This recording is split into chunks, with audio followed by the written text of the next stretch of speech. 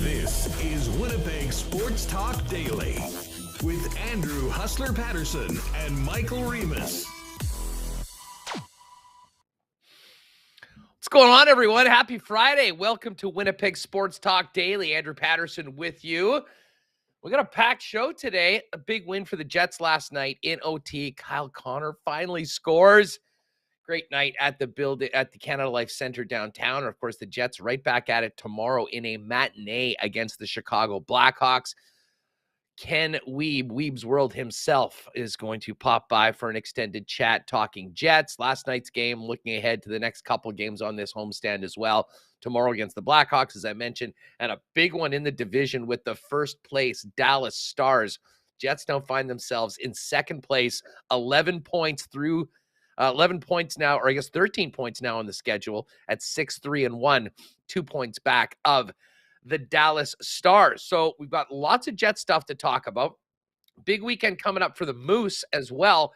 Moose playing tonight and on Sunday afternoon. Dan Fink, voice of the Moose, is going to pop on. And I'm going to be talking as well about an article that Jared Stoller wrote yesterday, talking to Billy Hanel, his agent in the Hockey News, which we'll touch on as well with Ken a little bit later on, and maybe a very special guest joining us in just a couple minutes. Big win for the Astros last night. The World Series continues and now heads back to Houston with the Astros 1 win away from winning another championship. And we'll be all over that. And of course, CFL playoffs are this week. Hamilton, Montreal, BC, and Calgary. Interesting, both of those games opened up as 3-point spreads for the home teams. It's gone down to 1.5 in both. Justin Dunk, a 3-down nation, will give his thoughts on the upcoming games and a pretty wild weekend in the Canadian Football League. But listen, before we get going, I do want to thank the sponsors that make this show happen each and every day. Of course, Princess Auto, Coolbet Canada, Not Auto Corp, Boston Pizza, Canadian Club, Culligan Water, Little Brown Jug, the Nick and Nicky DQ Group, Consolidated Supply, Vita Health Fresh Market, Wallace & Wallace, of course, F Apparel, and our friends down at Royal Sports. All right, so as you know, Jeremy, or as the chat has referred to him as JRemo, has been taking over the show for the week. Just because we're using different software and systems today, it pains me to tell you this, but we won't be doing a marble race today. We will make it up to you in future weeks. But to make up for that, we've got a very special guest joining us now. Chat, welcome back to the program for a quick segment in the middle of now double daddy duty. Our guy, proud father ×2, Michael Remus. Remo, congratulations. How's everything at home? How's mom, baby, new big brother? What's the home situation like? How's the week been? Yeah, everything's been great. It was nice to have it scheduled Tuesday morning. Came home Wednesday evening, and everyone's healthy, doing good.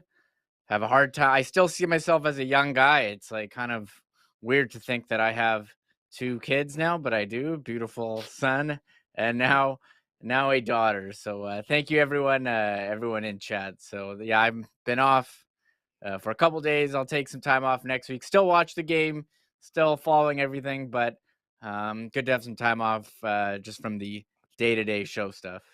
Okay, I have to ask you this before we dive into Jets topics and whatnot.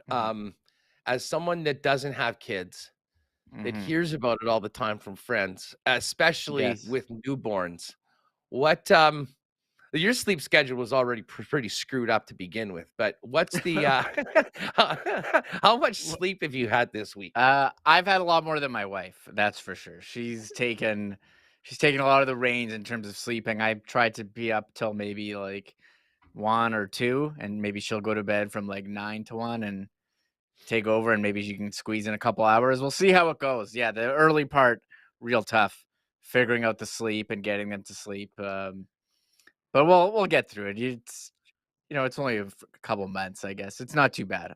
It's okay. A lot of time listening to podcasts and doing whatever. So I'm good. Well, I'm good. listen, that's awesome, and obviously so happy for you guys, and beautiful little daughter. And now we'll get back to normal business coming up soon. I may as well make this announcement now. We knew that this was going to be a crazy month for Winnipeg Sports Talk. First and foremost, most importantly, because of what we've just been talking about, what happened on Tuesday, Michael and Leah's second child. So Jeremy's been doing a great job. He's going to hang out with us next week as well, while Michael takes a little bit more time off and comes back. Then we're going to have a week together. And then the next couple weeks are going to be even crazier because, folks, I can officially tell you now, my Haya card has been approved. The flights are booked.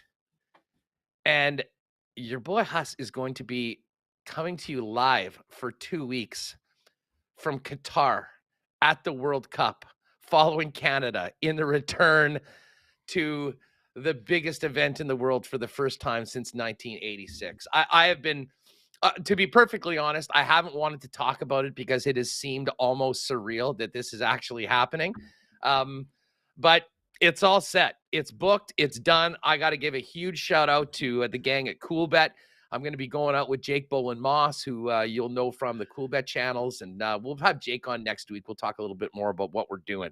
But I can't wait for the next couple of weeks. We'll be previewing the World Cup. And then technology providing will be with you guys every day, maybe in a little bit of a different format, depending on how it all works out. But the bottom line is World Cup from the Middle East. We will be, Remo, I have to think that we're going to be the only show, certainly the only independent show with live coverage from boots on the ground in Qatar for the World Cup. Yeah, they have internet there. You have to make sure you send some pictures, take some videos of what's going on.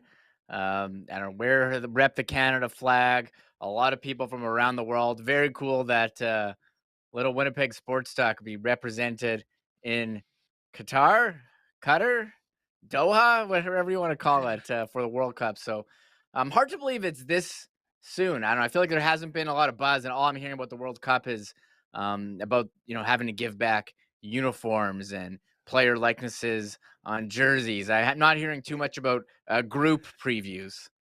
Yeah, well, we're going to get to that. And yeah, listen, it's been sort of a rough road for Canada soccer over the last couple months since they officially qualified. And yes, you knew it. Comet. Time zones. Yeah, We may be figured it talking out. about time zones. The ban might be lifted for the 2 weeks from the World Cup. But yeah, it's an 8-hour difference from Winnipeg to Doha. So 9 p.m. local will be the time that our show will be on. And I'm not sure whether I'm going to, we'll see. I mean, ideally, I'll be joining live as normal most days. If not, we'll probably record a bunch of content, get it sent over that can be for it. But we'll have some daily stuff coming from the World Cup and probably do a lot of fun video content as well. I can't wait for my Middle Eastern food reviews. And actually, what I'm most looking forward to is going to maybe some of the places that we are more familiar with and then trying their offerings in Qatar. So anyways, that's all coming up. And just a quick funny story about how this all came about. Working with Pat and the gang over at CoolBet on a bunch of stuff for Winnipeg Sports Talk at a big meeting. Everything's great moving forward. Obviously, we expanded the lock shop. By the way, check out that tweet. We are giving away $1,000. We just launched the YouTube channel. So we want to get all you guys subscribing to the lock shop on YouTube. And we're going to give away $1,000 to one of our first 1,000 subscribers. But the day after the meeting happened, I got a text from Pat and said, Huss, I can't believe I forgot to mention this to you. Is there any way you could do WST from Doha in late November? And honestly, I didn't even know what the hell he was talking about. I had to type into Google, where is Doha? And then, of course, I saw it was Qatar. I'm like, are you kidding me? World Cup. So I'm going to have tickets to all the Canada games. Going to try and get to some other games as well. So that is very exciting for myself and for us. And Obviously, I would have loved to bring Reem, but, kind of a tough time to ditch your wife 2 weeks after you just had a new baby. So, Yeah. as usual, he'll be holding things down here at the at WST headquarters, and I'll be joining. We'll probably have a few of the other guys lean in for a little bit more, filling in when timing or games take me out of the picture. So, anyways, that's all what's going on. Remo, you have missed an interesting week. We talked on Monday, of course, before your big day about the Jets road trip. And, there was a lot of frank and honest conversation publicly, both from Coach Rick Bowness and a number of the players about, that they need to be a hell of a lot better. And listen, this was no Picasso last night. I mean, this wasn't a perfect game by any stretch of the imagination, but I thought that the energy was there. I thought they built throughout the game. And I thought that, their key players came up big. And for crying out loud, Kyle Connor had to score eventually.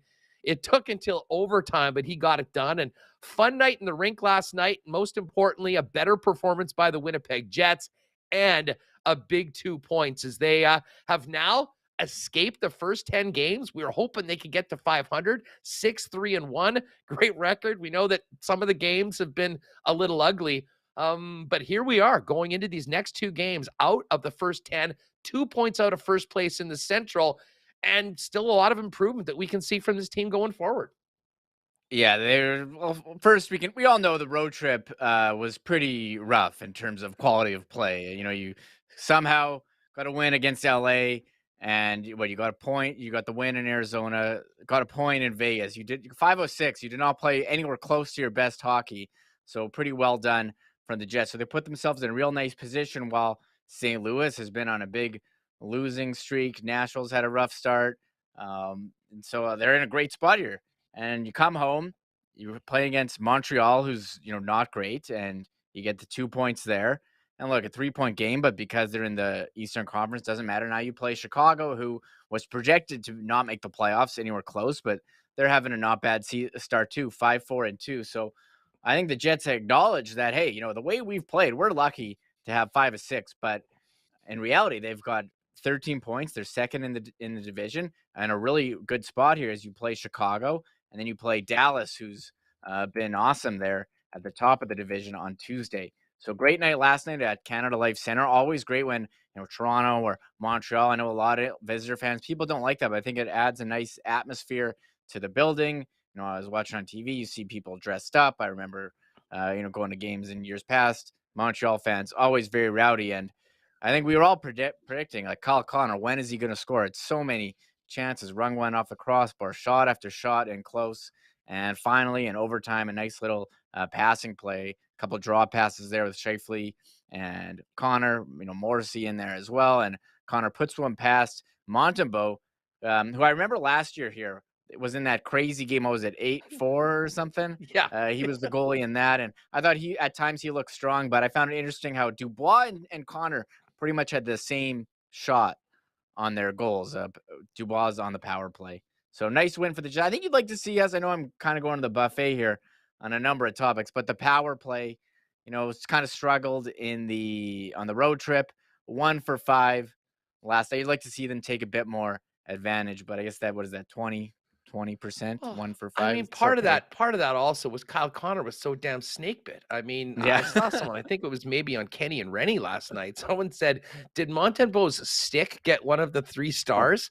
Because I mean, there was a couple plays you just could not believe. And then he beat him clean one time off the inside of the post and off. I mean, just sometimes that happens. Now, I do think, and listen, I told you guys yesterday, the one bet I was making was that Kyle Connor was going to score plus 132. That was a beauty. I think I'm going to ride that prop for the course of the next week or so, because it just did seem like, he just needed one. I guess we'll find out tomorrow, because that one ended the game. But I do think we're going to see an energized Kyle Connor, and a guy that, much like a shark that smells blood in the water, going to continue shooting. 6 shots on net last night for Kyle Connor, a goal and an assist.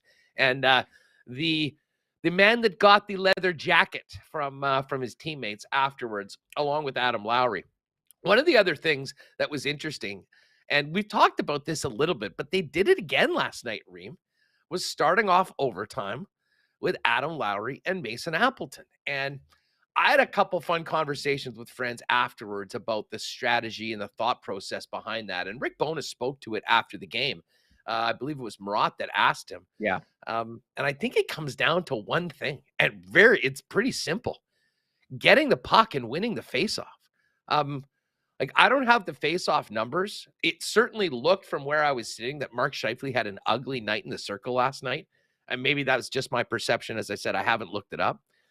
But it's pretty clear that to begin overtime right now, when like Rick Bowness, to me, is playing the long game in overtime. And I know that sounds sort of funny because it's a 5-minute, but the Jets' best player is Connor Hellebuck. And I think they want to give him the best chance to win that game. And guess what? If they don't score and no one scores in 5 minutes, I think the Jets more often than not are going to have the advantage in the shootout because they've got Connor Hellebuck. So, I mean, it is somewhat unconventional. And I know a lot of people don't agree with it.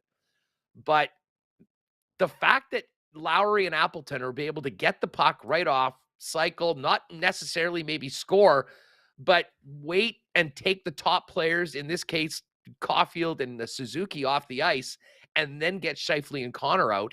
I can't say that I'm completely against it. I think that if Rick Bowness had more confidence in those guys, from a defensive standpoint, I guess, in the 3-on-3 and particularly in the faceoff, maybe he doesn't start that way. But it's been very interesting to see him do it right now. And so far, 2 wins, 1 loss. And of course, the loss was the Vegas game where, I mean, it was the top guys, Mark Scheifele, on the ice for way too long of a shift. Unfortunately, they got stuck out there. And that was how the Vegas game ended. But it's not something you see too often. But Bones has been going back to it. And it's been working.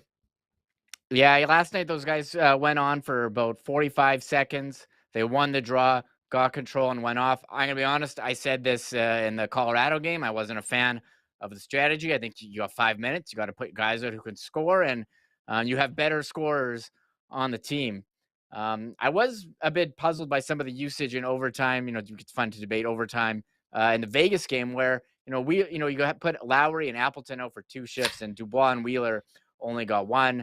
Cole Perfetti also didn't see the ice in overtime in that loss to Vegas, so I'll wonder how that goes. Now, last night it was the Lowry and Appleton going on start. They win the draw, get control. They do switch, and it does give Scheifele and Connor a bit of a matchup advantage. They're on for a minute there, and they end up scoring. So it's worked out a couple times here.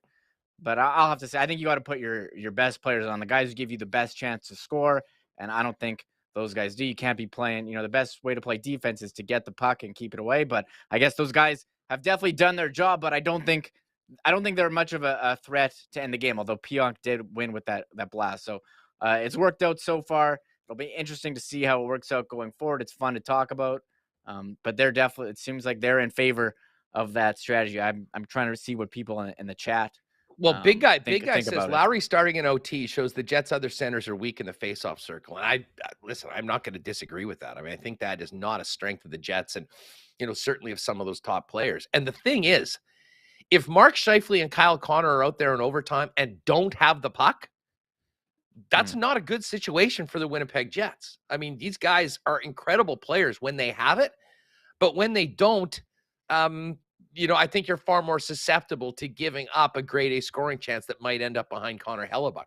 So it is a little bit of a chess game. And again, and I know you are technically right. Hey, you got 5 minutes to get this done. But I think it's important to remember when Connor Hellebuck is your goaltender playing the way he is right now, if you can play almost a 50-50 OT, if it gets that far to a shootout, I think you got a much better chance to win than the other club. We'll see what Kenny Wiebe has to say about that. He's going to join us a little later on. All right, Reem, we got to talk about this other story that was hot on Twitter last night. Let me just get up the piece. Jacob Stoller, good friend of the program, dropped this yesterday in the Hockey News. I tweeted it out. If you want to go to my timeline, you can see it, or you can just go to Jacob at JL Stoller. This is the tweet. Ville Heinola is growing frustrated in the AHL, according to his agent, Alain Roy. This is the quote. I think everyone in hockey that has seen him play realizes he's now at the point where he has made an NHL regular expendable. Roy told the Hockey News, and it's a big, long column on this. And it's not a trade demand. It's not anything other than, frankly, what we've been saying for a long time. This logjam on defense is untenable. You've got a player that has excelled at the American Hockey League level for the last couple of years that certainly feels that he is ready. And I know it's a bit of a polarizing topic. A lot of people, myself included, think that, we need to see Ville Heinola get an extended run in the National Hockey League, and he brings some things to the team that the Jets don't have right now and would be an improvement. Again, it's a tough question, much like we talked about with Johnny Kovacevic. I mean, okay, you're going to keep him. What does that mean elsewhere? But part of the conversations we had all summer, Remo, was because this was almost inevitable. And as I tweeted last night, the only thing surprising about this is that it sort of took this long for Heinola's agent to say something like this. And again, he's not saying, and it's quite clear, I suggest that you all read the article, not saying that he just deserves a spot, but he's done everything that has been asked of him. He has excelled at that level and seems to be NHL ready. And if you cannot, if the barrier to entry into the lineup consistently stays here in Winnipeg, at some point something's got to give. And this was my worry. I mean, to have a disgruntled player that has a lot of potential that could be helping the team, not in the mix right now, what that does to, his thoughts about being here in Winnipeg, a place that he apparently really likes, feels comfortable in. But I'm interested in your thoughts, Reem, because this is not something that's a surprise. I mean, we've talked about this as a potential for happening for a long time, ever since he went down earlier this year. And as long as the group, for the most part, is healthy, and he's not even with the club, it probably seems like the NHL is a long way away for Ville Heinola right now, despite the fact that the team is just down the hall from the Manitoba Moose. Yeah, I would like to think if there's an injury to Morrissey or Pionk or DeMello, he would be the guy to go and fill in. As I've talked about, it's all summer, you go back to Nintendo Ice Hockey, they got a lot of skinny guys. I don't know where he fits in. You brought in Sandberg and Stanley to be the bigger guys. And Dylan as well is one of those bigger guys on that back end. And I mean, I don't blame the guy for being kind of frustrated. You're playing extremely well at the AHL level. You've done it for the last couple of years. And the agent says, we're not saying, hey, this guy is an NHL regular. We're saying, hey, give him a shot here. He's definitely earned it. And we said all summer, okay, what are the Jets going to do with this logjam of defensemen? They have so many who are NHL capable. Johnny Kovacevic got dropped on waivers, and he's definitely shown that this year with Montreal. Then they had, still have Ville Heinola back there in the AHL, and he's waiting for an opportunity. And you had Sandberg and Stanley. We were arguing, okay, who's going to grab that last spot? So, I mean, it was 3, maybe 4 guys. Capobianco's in there too, who hasn't played yet, trying to get that last spot. So I don't blame Heinola, and I don't know what you do if the Jets. I guess let him sit there, and I guess they're worried like, hey, he's kind of not going to be developing any further in the AHL, doing the same thing over. He needs to be challenged more at the NHL. And I think was Elliott reporting earlier this week that, they're kind of just the Jets are going to do things at their own pace, and that's the way that they've done it. But, when you have an injury to a guy like Nikolai Ehlers, maybe you do need to go and make a move and try to bring in a forward. And if you have this guy who's getting kind of frustrated, I don't know, see what you can do to accommodate him and make your team better. So this is a story we'll be talking about all year. And now look, maybe someone gets injured tomorrow and then, hey, he's called up and he's in, but that's not the case right now. And you do have to wonder when he's going to finally get a shot and make the jump to a regular NHLer. Yeah, and I mean, I know that people are, it's a polarizing topic because, I mean, there's a lot of people that have staked their claim. They're either big supporters of Kevin Cheveldayoff. There's another group of people that will look for any angle to criticize the general manager. And, some people said, I can't remember who it was, responded, this is just another example of the Jets' consistent mismanagement of young players. And I said, listen, there's very much an argument that Ville Heinola should be in the NHL right now, but I sort of would push back on their consistent mismanagement of young players. I mean, this is a very unique situation to the defense and to the blue line, and really to Ville. I mean, Dylan Sandberg's getting in. Logan Stanley certainly had plenty of opportunity. Christian Vesalainen played 53 games last year, doing absolutely nothing. And Cole Perfetti is not only getting an opportunity to play, but playing consistently big, significant minutes in the top 6 right now. So, as I said, I try to kind of get through the narrative to talk about this particular situation. But this has been something that until a move is made has almost seemed inevitable, Reem. And the one thing, we're going to talk about this with Dan Fink right away. The one thing that consistently is happening is that Ville Heinola continues to play at an incredibly high level for the Manitoba Moose. And some people will say, hey, it's time to trade him. He's a good asset and move him along.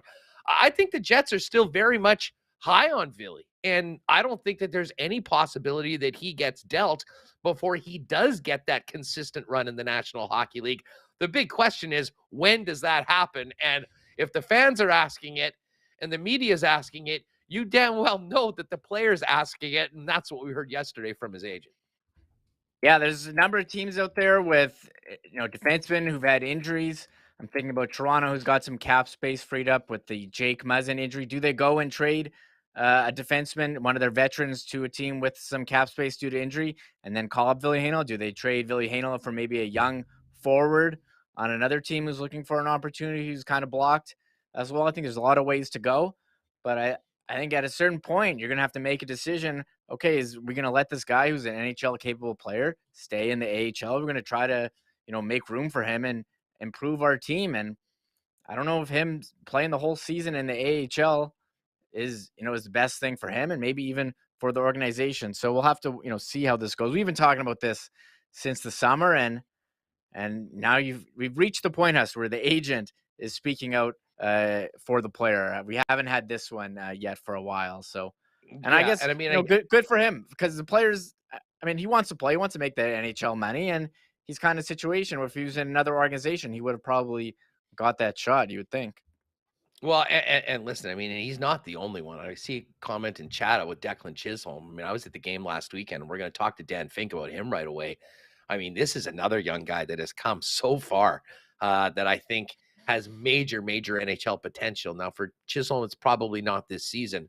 But at a certain point, decisions are going to need to be made. Part of the reason why I had been expecting a move on defense all summer long, as well as training camp, was because we knew if it didn't happen, this is where we'd be right now. And as I said, any GM will say, hey, sometimes guys' feelings get hurt. We're here to win hockey games. You need a lot of good defensemen. We've got them, and that's what they want. But it does unfortunately get into situations, with personalities, with players, they're looking out for themselves as well, especially when you're talking about not necessarily just playing time with the team, but which roster you were on, that it's a topic. We'll get to this with Wiebe coming up. Remo, great to have you back on the program. Have an awesome weekend. Give my best to the fam.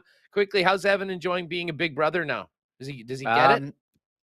Yeah, he definitely gets it. We asked him if he wanted to say his baby sister. He's like, "Where's my dinosaurs? I want to watch TV." So he's coming around to the idea that she's going to be here forever, but focused on he's playing his own ball right now. We'll say that. Focused on doing his own thing.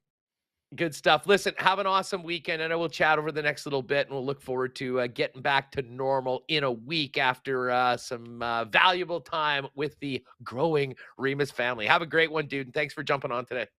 Yeah, thanks so much for having me. Right on. There it is, the Reamer with us. Special guest appearance during his time off. And again, congratulations to the Remus family. All right, we are going to talk Moose coming up, a couple games, and then back to the Jets in about 15 or 20 with Ken Wiebe. And don't forget, you football fans, we're not forgetting about the CFL playoffs. Justin Dunk a little bit later on. Quickly, before we bring Fink on, big shout out to our friends at Consolidated Supply, your first choice for irrigation, for lawn and garden to golf. Consolidated brings the highest quality products with exceptional customer service.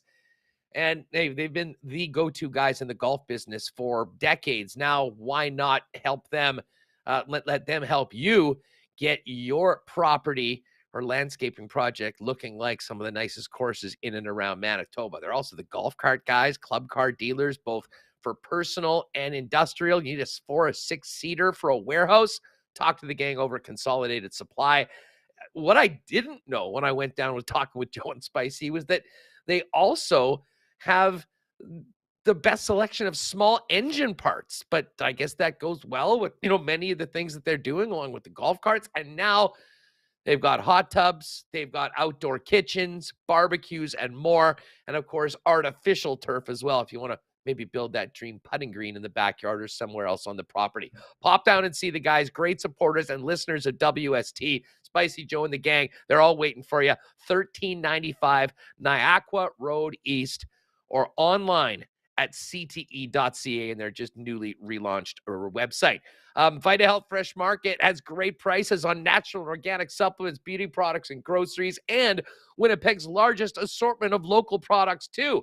November is considered Men's Health Month, fellas, and choosing the right natural health products are key. Vita Health carries everything you need to help relieve prostate issues, reduce stress, and support mental focus from Canadian brands like Prairie Naturals, who donate a portion of sales to the Canadian Men's Health Foundation. And if you can't make it down to one of the stores, you can visit their new fully shoppable website to buy online, schedule a delivery, or in-store pickup. Vita Health Fresh Market, empowering people to lead healthy lives, locally owned since 1936, 7 Winnipeg locations, including the newest store in Linden Ridge, and online at myvita.ca. And it's getting a little chillier, folks, and we're seeing a lot of snow out west. You know it's coming here soon. Have you finished all of your winterization? One of the things you might have forgot about is your garage door. And Wallace & Wallace, the garage door experts, can help you out with that. Now, listen, you're going to want to do a quick pressure wash or hose down to protect the life of your door. You're also going to want to make sure your photo eyes is blocked, dirty, or misaligned. And if it's noisy, you got to lubricate your rollers and hinges with a high-quality lithium or silicone-based grease. But you can also call Wallace & Wallace and take advantage of their winter maintenance program with the experts. It's a version of their medical checkup for your door. Technicians will poke and prod their way through a 21-point checklist, making sure your door is ready for the winter ahead. To book your service call, go to wallacedoors.com or call them at 452-2700. All right, let's get back to talking some puck. Had a good chat with this young man at the game last night as he gets ready to get back in the booth this evening. Let's welcome in the voice of the Manitoba Moose, Dan Fink, to the program. Fink, what's going on? How'd you enjoy being a fan last night? Oh, it's always good to slide on up into the press box, sit down, watch some hockey for a couple hours, and not have to really think about it too much. Good to see some of the guys. Always the Moose alumni in the lineup for the Jets, or Moose alumni in the lineup for the Montreal Canadiens, as the case may be yesterday. But yeah, it was good to watch the game from up top, and get a head start on a couple things for today for the Moose game. Well, you got it. Of course, the Moose with the Texas Stars in town, and we'll kind of tee up the weekend for the Moose in just a second. But let me ask you, man, a guy that we did not see last night but just got a recall was Jansen Harkins. And, there was a lot of talk in training camp and in the preseason about the competition for spots on the roster and on the fourth line. Newcomers like Sam Gagner and Saku Menelainen, and then the waiver pickup of Axel Johnson-Fjallby made things pretty tight. And unfortunately for Jansen Harkins, he cleared waivers and was sent to the Manitoba Moose. My God, he, for anyone thought that he might be in a bad state of mind or anything like that, going back down to the Moose, he was absolutely phenomenal. You were calling all those games. I mean, just tell us about that couple weeks for Hark and what got him called back up to the Jets. Yeah, it's always interesting when a guy gets sent down. You're never sure how quickly they're going to acclimate, or whether there might be some just lingering frustration that bleeds into their game. It happens, but it didn't for Jansen Harkins. He took it to heart what he needed to do, and he got right into the action and didn't stop him. He had a point in every game that he played. He had goals in all but one of the games. Had a 5-game goal streak at one point. So he did exactly what he was called upon to do. He was a leader for the club in the dressing room. And you know what? It was very interesting because Jansen Harkins was a point-per-game player when he left the Moose back in 2019-20. Ended up being named the Moose MVP despite only playing 30 games that year. Tells you some of the impact he had that season on the Moose.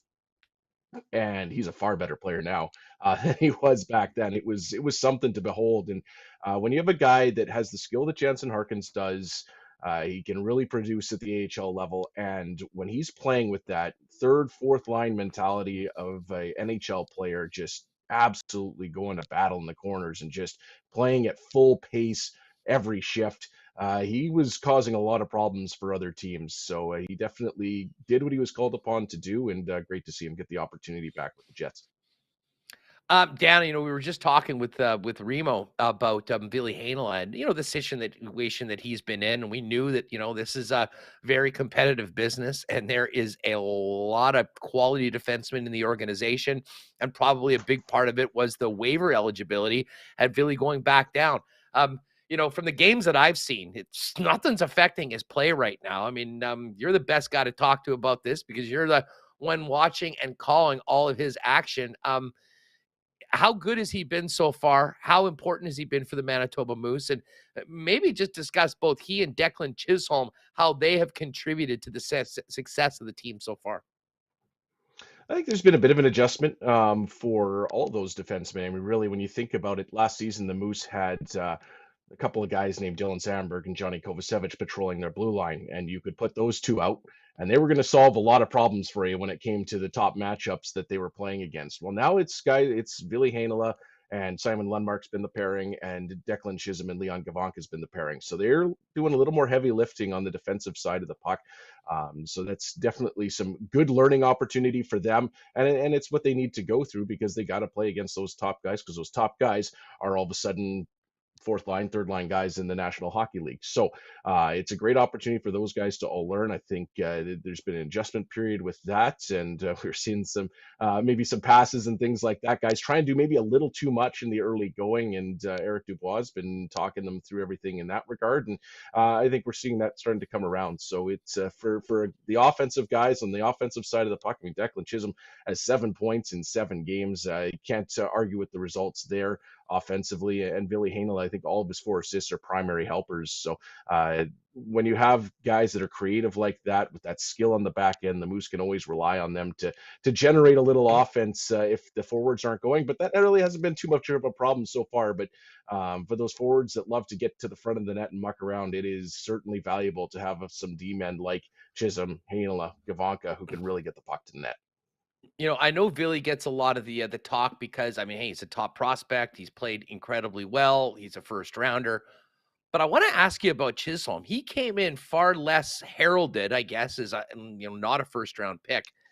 How would you compare him today as a defenseman to the guy you saw come in on day one with the Manitoba Moose? How far has he come? How much has he improved? Deep questions today, Huss. Yeah, it's been fun to watch. I mean, here's a guy who came in, was a very good producer in junior hockey. There was no question to the offensive talent, but obviously at his size and a guy like that is very much an offensive defenseman. There's some questions about how well they're going to defend, but when you can move like Declan Chisholm can, that will account for a lot of issues that maybe not being the biggest guy on the ice will cause, because he can get in front of plays, he can read plays well, he's going to make things happen with his feet to get plays going off the wall, things like that, and avoid contact. So he's really come a long way in that regard, and certainly you've been able to see the progression offensively, because that takes a little bit too, especially going from junior to pro. There's a lot less room out there. There's a lot more pressure at the points, things like that. He's not going to have as much time and space. So he's been able to use his forwards well. And on top of that, he's got very good chemistry with his defense partner, Leon Gavanka, and they've been paired together now for 2 seasons. And that certainly is helpful, especially in a league like the American Hockey League, where things can change daily. Those two have pretty much been a fixture for the Moose. So that's certainly helpful for the both of them. Fink, Chaz and Lambo, or Lambo and Chaz, it sounds like a buddy cop movie from the 80s. But of course, I'm referring to the 2 first rounders that are making their debut in North American professional hockey. Unfortunately, Lambo was sick on the Saturday game the last time I was out at the rink, so I didn't get to see him. Saw him early on, and the way he was being used by Mark Morrison was really interesting, especially on the power play, really in that Nikolai Ehlers role with that blazing speed, picking up the puck with speed, getting the zone entries. But just fill us in on the first few weeks of Brad Lambert and Chaz Lucius playing with the Manitoba Moose. Yeah, obviously, when you have 2 young guys, and I think we've talked about this earlier on in the season too. When you have 2 young guys like that, it's rare that you have 19-year-olds playing in the American Hockey League, much less 18-year-olds. So for those two to get some real experience at the pro level has been pretty valuable. I think they've learned a lot. Obviously, like you said, Lambert missed last weekend due to an illness. Not sure if he's in the lineup here tonight either, but what those guys are learning on a daily basis, not even just on the ice, but off the ice, from the veterans in the room, from the coaching staff, how to take care of themselves, how to be a professional in North America, because it is a little different than playing over in Europe, because Lambert does have that experience of being a pro in Europe. I mean, we were talking to weird comparison to make because he's a goalie, but Arvid Holm last year said he went through a lot of adjustment coming over to North America, and he's feeling a lot more comfortable this year, and that's played itself out in results. So for Lambert coming over, there's obviously a little more comfort with Canada, but still a big adjustment for Lucius coming into professional hockey out of amateur is a big jump. So both guys have certainly put their talents on display. I mean, it's so easy to see the speed and skill that Brad Lambert does bring to the ice. Maybe learning a bit more of the things going on in his own end, where Chaz Lucius, you see such a smart player, knows where to be on the ice, gets into the right spots, makes some good reads defensively as well. And I think that's one thing that you always look for in young guys is how quickly they pick up the defensive side of the puck, because it's so important at the pro level. You're just not going to get away with as much stuff. So when you look at how those guys progress, obviously it's been a handful of games, so it'll be interesting to see where they go from here. But it's certainly exciting to see those young guys in the lineup. Yeah, Moose now 5-1-1 through 7 games. They're playing tonight and Sunday afternoon this weekend. Then kind of the usual college schedule early on, with mostly weekend games early on in the season for the Moose. But a great start, and you can't go down the list of some of the early contributors without talking about Mikey Eyssimont. And I thought he really stood out at camp. I mean, he wasn't a guy that I think was on the top of the radar for a lot of people following the team. I think he barged into that conversation. And the other guy that you can't help miss when you're watching the Manitoba Moose is the big frame of Kevin Stenlund in the middle. Both of those guys off to really good starts this year in the American League.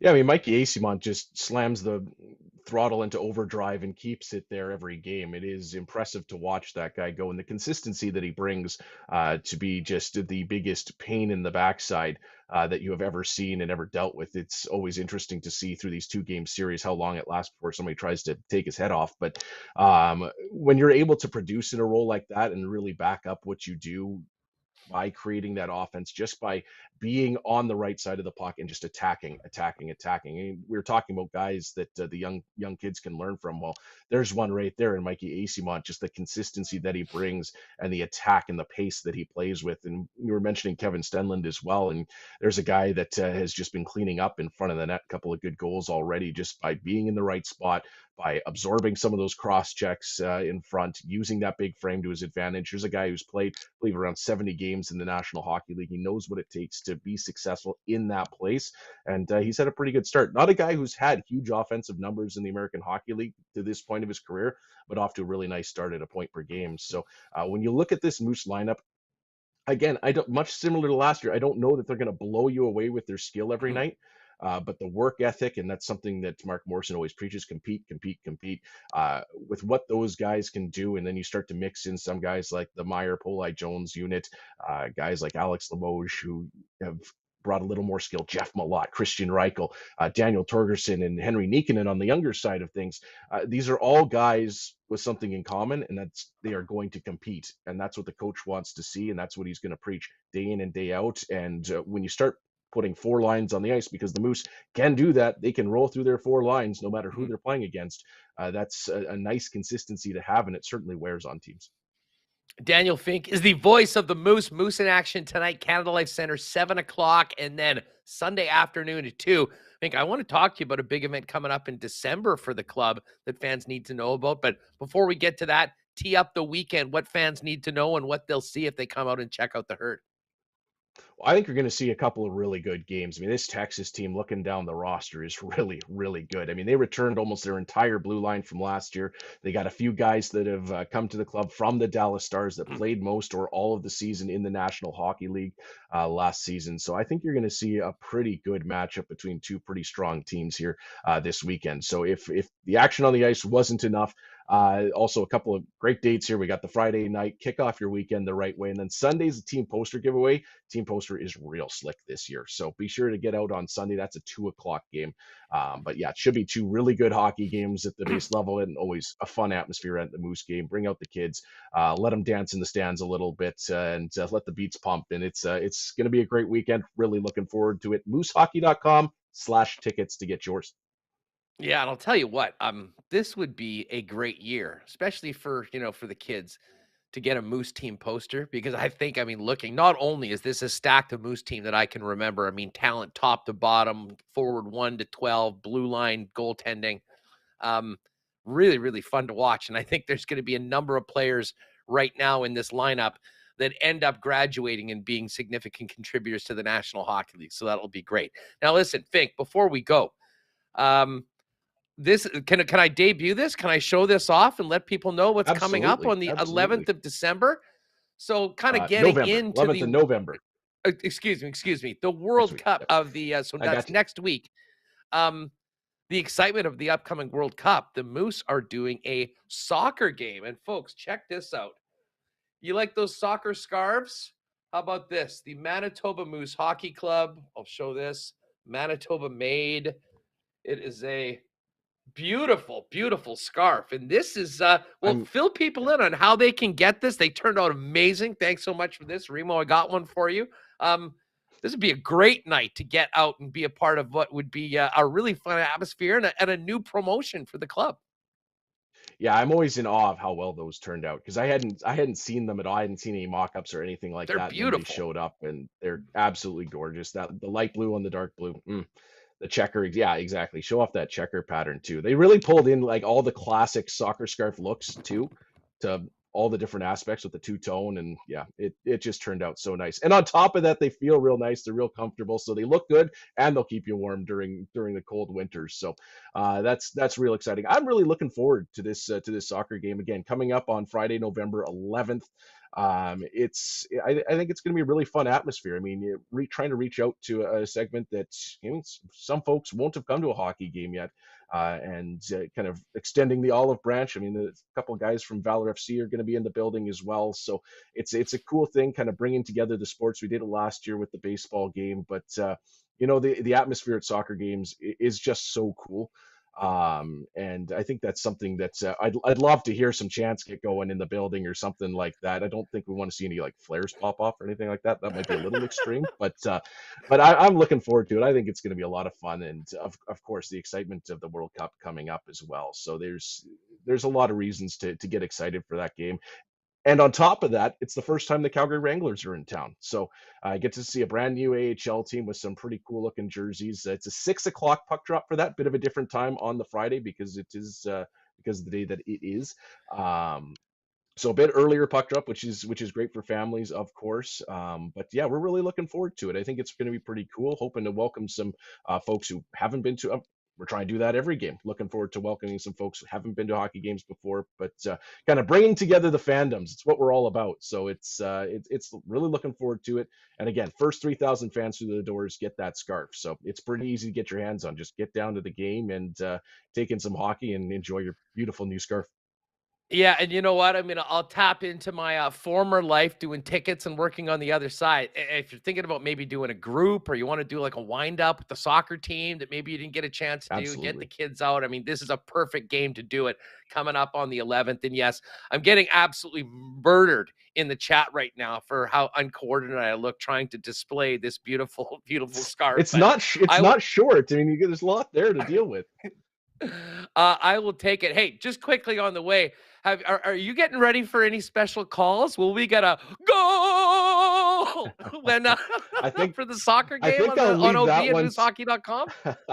I think I'll leave that one to the professionals there, because I don't know if I can keep it going for that long. Some of those guys, I don't know if they breathe at all during a game, which is very impressive to me. But yeah, I think I'll leave that one to the professionals. But I'm really looking forward to that. And I'm going to toss in one more plug here, just kind of on my way out the door, just because it does take some time to plan. Not sure how many teachers are going to be watching right now. Maybe they're on their spare or something like that. But we do have that school day game coming up on December 1st, which is a Thursday. It's an 11 o'clock puck drop. And there's a great opportunity to bring out the students. It's going to be all based around Project 11, mental health, things like that, which is such an important message to get out to the kids. And I think it's going to be a lot of fun. Already have some great numbers for that. It is going to be deafening in that building. I think it's going to be great to have all the kids out. It's the first time we've ever been able to do this, trying to knock it out of the park first go around. So be sure to check out moosehockey.com/school-day-game if you are a teacher and interested in bringing your class out. Fink, have a Or great if you're call just interested in tonight. ditching work. Yeah, Sorry. believe me, that's one of the best part about those day game gold eye games. You can pop by, get something to eat, enjoy a great game, and maybe cut out a little early. Have a great call tonight, and good luck to the team. Thanks for doing this, pal. Thanks a lot, Hustle. Talk to you soon. Great stuff. All right. Good moosehockey.com for all that information. And man, we got a lot of great hockey options this weekend. Moose tonight, tomorrow afternoon, Jets and Blackhawks. We're going to talk about that with Wiebe coming up in just a second. Ice tomorrow night at home at the Ice Cave. And then Sunday afternoon, matinee once again at Canada Life Center for the Manitoba Moose. Monday will be a quieter day, and then huge one for the Jets to finish off this road trip with the Dallas Stars, who are right now 2 points up on the Jets in first place in the Central Division. All right. Hey, why not question of the day? We're going to get into this with Ken right away. Your thoughts on what we just talked about with the comments from Ville Heinola, agent, and the situation with the Manitoba Moose. He's one of the more polarizing players, I guess. I mean, put it this way. Do you think Ville Heinola is ready for the National Hockey League right now? Would you prefer to see him in the mix with the Winnipeg Jets? Or do you think the best thing for the player and the organization is continued development with the Manitoba Moose? Hit us up in the comments here in the YouTube channel. And of course, we'll always take your thoughts in the chat room for everyone that's with us live on YouTube. Not AutoCorp. Oh, man, I was talking to Trev. We might be doing a little West Final ticket giveaway next week. Not, of course, great sponsors and proud supporters of the Bombers.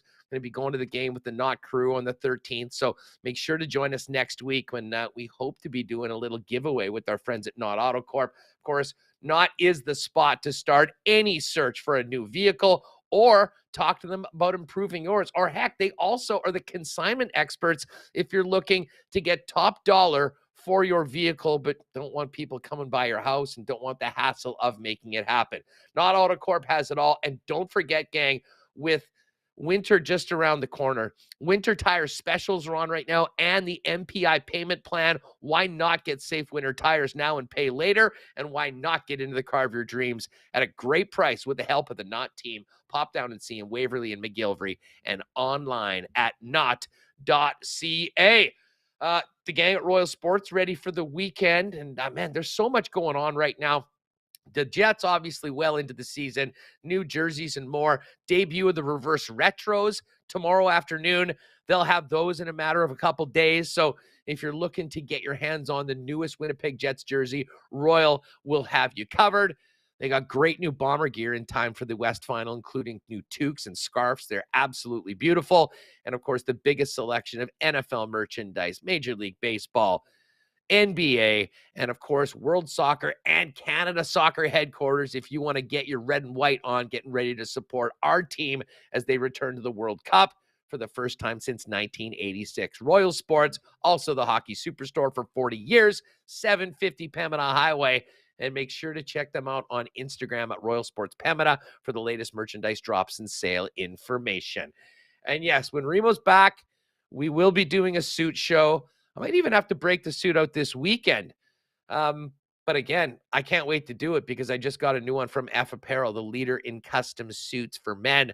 All you need to do is pop on down to F Apparel and make an appointment at F. That's EPHapparel.com. Andrew and his gang measured me up. I picked the style I wanted, the colors, the fabrics. A few weeks later, I had a beautiful new custom suit, along with, as I showed off, the WST logo on the inside. So lots of really cool things that they can do for you. And again, guys, if you are in a wedding coming up for next summer, pop down to F right now. If you get your suits booked and measured before the end of November, great special. Free shirt for everyone in the wedding party and 10% off all of your orders. And of course, those custom suits begin at $400. F Apparel, 190 Smith Street downtown, and online, ephapparel.com. All right, let's chop it up with Wiebe. Lots to talk about coming out of the Jets win last night against the Montreal Canadiens. We will get to the CFL playoffs a little later on. Justin Dunk coming up in about half an hour. But Wiebe's World himself joins us after a fun K&R last night, after a pretty fun night in the building. Kenny, how are you? I'm excellent, Hustler. Great to be with you, and always great to be chopping it up on a Friday. Yes, great. There will be. I enjoyed your goal call, by the way, Huss. You got to get that one. We got to get that one on the GIF. Run it alongside my head snap from last year when the Rangers had their firings. Maybe we can get a little bit of cross promotion happening. Yeah, another all-time WST moment that has been immortalized in a GIF that is widely available on the internet right now. Listen, there's a lot of things I want to talk about the team right now with you, but let's start off with last night. And maybe this week overall. I talked plenty this week about the frankness and the honesty we've heard, first of all, from Coach Rick Bowness when he returned to practice on Tuesday after what was on paper a very successful road trip, but so far away from the blueprint of the way his staff wants his team to play that there was a lot of work to be done. And I was suggesting I'd like to see the Jets come out and play almost guilty. And when you get busted doing something, you get another chance to do it. You got to make sure you're absolutely meticulous getting it right. That was what I saw. I mean, listen, this was by no means a perfect performance, but the team was certainly engaged. I thought they got better through the game, much like they did in that St. Louis game. And, in a 2-2 game going into the third period, really flexed themselves on Montreal in the third period. It didn't help in the 60 minutes, but Kyle Connor finally getting rewarded for all of his chances, and the Jets get a big, big 2 points. Ken, how did you see it last night at Canada Life Center? Yeah, it's interesting, Huss. I mean, obviously the Jets put those words into action. Obviously, the frankness was a hot button topic for us in the media, of course, knowing that Rick Bowness had asked for a lot more, and the players were asking more of themselves as well. I think that's an important part of this. Also, it's not like the players were surprised by the head coach saying they needed to be better. I mean, this was already talked about openly by Brendan Dillon after the game on Sunday in Vegas that the Jets, basically had no business being in that game other than Connor Hellebuck. But I mean, the goaltender, the elite goaltender gets paid too, as the saying goes. The Jets were much better in terms of their puck management, in terms of their structure, in a lot of ways in terms of their discipline.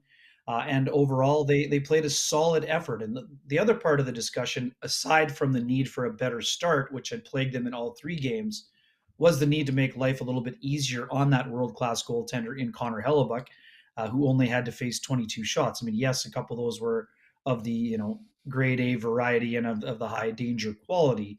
But for the most part, the Jets did a nice job of limiting the offense from the Montreal Canadiens. So their volume was down considerably from what we saw in Vegas. So those were important steps forward. And Huss, you're right. I mean, let's not kid ourselves. Blake Wheeler said it to me. We know that this is the case. I mean, the Jets need Kyle Connor going. And you could tell by the veracity of the celebration that Kyle Connor was quite relieved to leave that 8-game goalless drought in the rearview mirror on a night where he could have had between 3 and 6. And I'm not exaggerating. He had 6 shots on goal, 12 shot attempts. I don't have the numbers in front of me, but I would say at least 5 of them were grade A quality. And I understand that the grade A doesn't count when it's off the post, but let's not kid ourselves. When Neil Pionk passes to Kyle Connor on the back door and he has the goalie beaten, it's still a high danger chance, even though it's not recorded as a shot on goal. Yeah, he was everywhere last night. And, I really thought that we'd see that from Connor over the course of the road trip. And to be honest, they didn't have the puck a lot in most of those games. I mean, it wasn't, it's tough to score when you're chasing. And that was the case. But for them to come back last night, play the way that they did, and in particular, Kyle Connor, I mean, he seemed to be a man on a mission and certainly was finally rewarded at a very important time for the Jets. The top line was interesting. Sam Gagner was up there for a while. Mason Appleton came back in the third period at times. And then we saw, I think it had probably a lot to do with, I'll get your take on this, some special teams, who was out there when they were out, as to how they worked. What do you make of, as long as Nikolai Ehlers is out of the lineup, what are your thoughts on the pros and cons of Gagne and Appleton in that spot? And obviously what that means for the other lines, depending on who's up with Scheifele and Kyle Connor. Yeah, Huss, I mean, I think you can expect to see the variety pack a little bit here. Obviously, I love the start. I thought Gagne was really doing a nice job in terms of his puck distribution with that line early on. I actually would also like to say I think Mason Appleton looked so much, more like himself playing on that line with Adam Lowry. I thought that Mason Appleton was excellent during the first two periods, which is why he earned the promotion to the top line in the third period. Some of it was matchup related, some of it was special teams related. I don't think some people see Sam Gagne take 2 or 3 shifts on the fourth line and think, "Oh my God, what's happening?" Well, this is more related to the grander scheme, Huss. Rick Bowness wanted Adam Lowry's line out against Nick Suzuki's line, and he wanted the speed of Axel Jonsson Fjällby out there instead of the passing ability and smarts of Sam Gagne. I mean, it's not that he was demoting him. Oh my God, he was playing terrible on the first line. Here, go on the fourth for a while. Nothing to do with that at all. And it was not an indictment on Sam Gagne. It just was situational in terms of how it was going. I mean, fans should realize, look at the usage of Sam Gagne. He bumped Blake Wheeler off the top power play unit, and he spent a good chunk of the game on the top line. It's not that the coach doesn't like what he's seeing from Sam Gagne. So this is what we've talked about so much with other players. Rick Bowness is looking for the sweet spot in minutes for Sam Gagne. There's no other way to interpret it other than thinking Rick Bowness doesn't think Sam Gagne is ready to play 20 minutes a night. And that's not a knock on Sam Gagne. The guy's 33 years old and closing in on 1,000 games. It's the same as what we talked about with Blake Wheeler, who's playing at a higher level now, that he's playing 16 minutes instead of 21. I mean, that's not a knock on the player. It's trying to find the sweet spot for usage. So do I think we can see Sam Gagne on the top line again on Saturday against the Chicago Blackhawks? Absolutely. Do I expect him to play 20 minutes? Absolutely not. And again, that's not a knock on the coaching staff or the player. They're trying to find a sweet spot in terms of usage, in terms of what's clicking. I thought that line was clicking a lot for a good chunk of the game, but I think they just wanted a little bit more speed on that line in the third period, which is why Appleton got the bump. And also it was a tip of the hat or a stick tap to Appleton, who was quite effective on that third line checking line as the game wore on as well. Yeah, I will say this. I thought Sam Gagne had a really rough second period. He was. I mean, there was a few giveaways. Well, there you go. I mean, like I said, I thought he started out well, and listen, you know what you're getting from him. He's a veteran player. Mm-hmm. He's a guy that knows the game. It just wasn't clicking there for a little bit in the second period. And I wasn't really surprised they tried a few different things. But again, scenarios, situations in the game, I think are going to dictate some different looks for those players. And listen, speaking of that, it's kind of an interesting segue into the overtime strategy we're seeing with this club right now. It is unconventional, probably, to throw out the likes of Adam Lowry and Mason Appleton. But I think it tells us a lot about Rick Bowness, what he likes about his club, and what he realizes might be problematic. And you need what my take on this is that Rick Bowness knows that his best chance to win the hockey game is if Kyle Connor and Mark Scheifele are out there with the puck. And whether it be faceoffs, I think that's a huge part of it. And he basically spoke to it after the game. But also, those guys aren't elite checkers, shall we say. And in a 3-on-3 game, if they're spending the first minute or whatever chasing the puck around and going off, that's not getting the Jets closer to winning the hockey game. There's also the fact that if you go through as a push through 5 minutes, you've got Connor Hellebuck in net for the shootout, and you probably should have an advantage against most teams in that. Where are you at on that, Ken? And were you surprised? Are you surprised that it's continued after the Colorado game, or is this sort of the blueprint of how this Winnipeg Jets club can survive part of overtime and give themselves the best chance to win? Yeah, I mean, sample size is very small, Huss, but I mean, coaches, go with what's worked for them. And yeah, you're right. Rick Bowness flat out said it was twofold. A, it's face-off related because Lowry has been doing, a pretty good job on that front.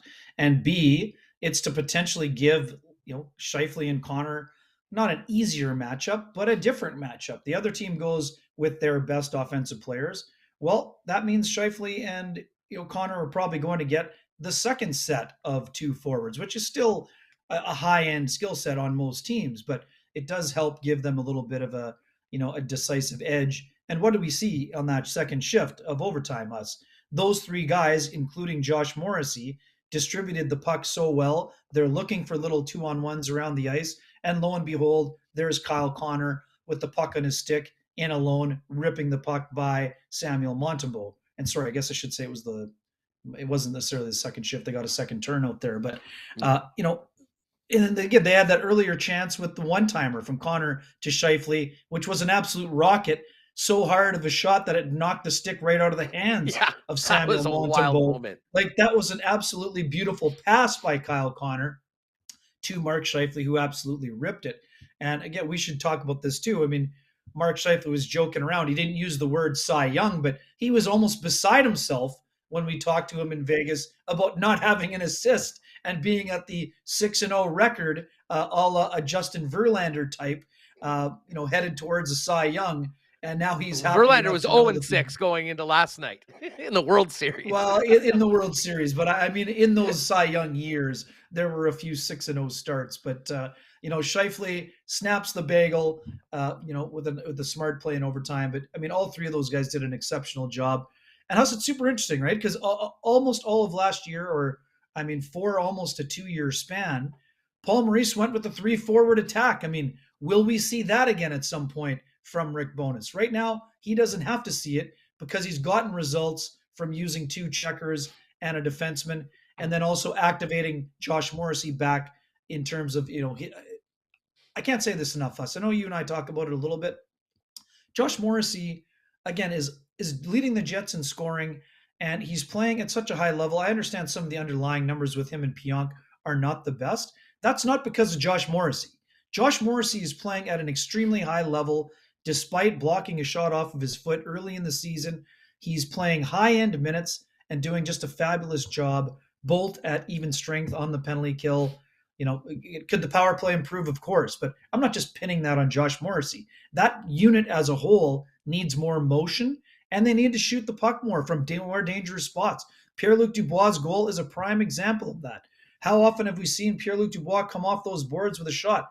I almost can't remember it happening one time since he came to Winnipeg, because he's normally not on that side of the ice. But you saw some motion.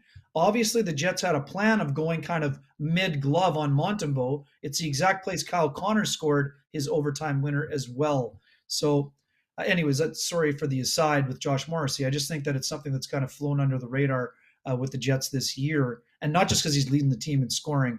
I just think he's moving the puck so efficiently, getting up the ice. He's very active. If you watch his footwork, his ability to walk the line and do some of those things at a time where, the defense core as a whole has been under siege at times. I don't think we've been talking about that enough, but, stick tap as well there to Josh Morrissey for his ability to have a big impact on hockey games so far through the first 10.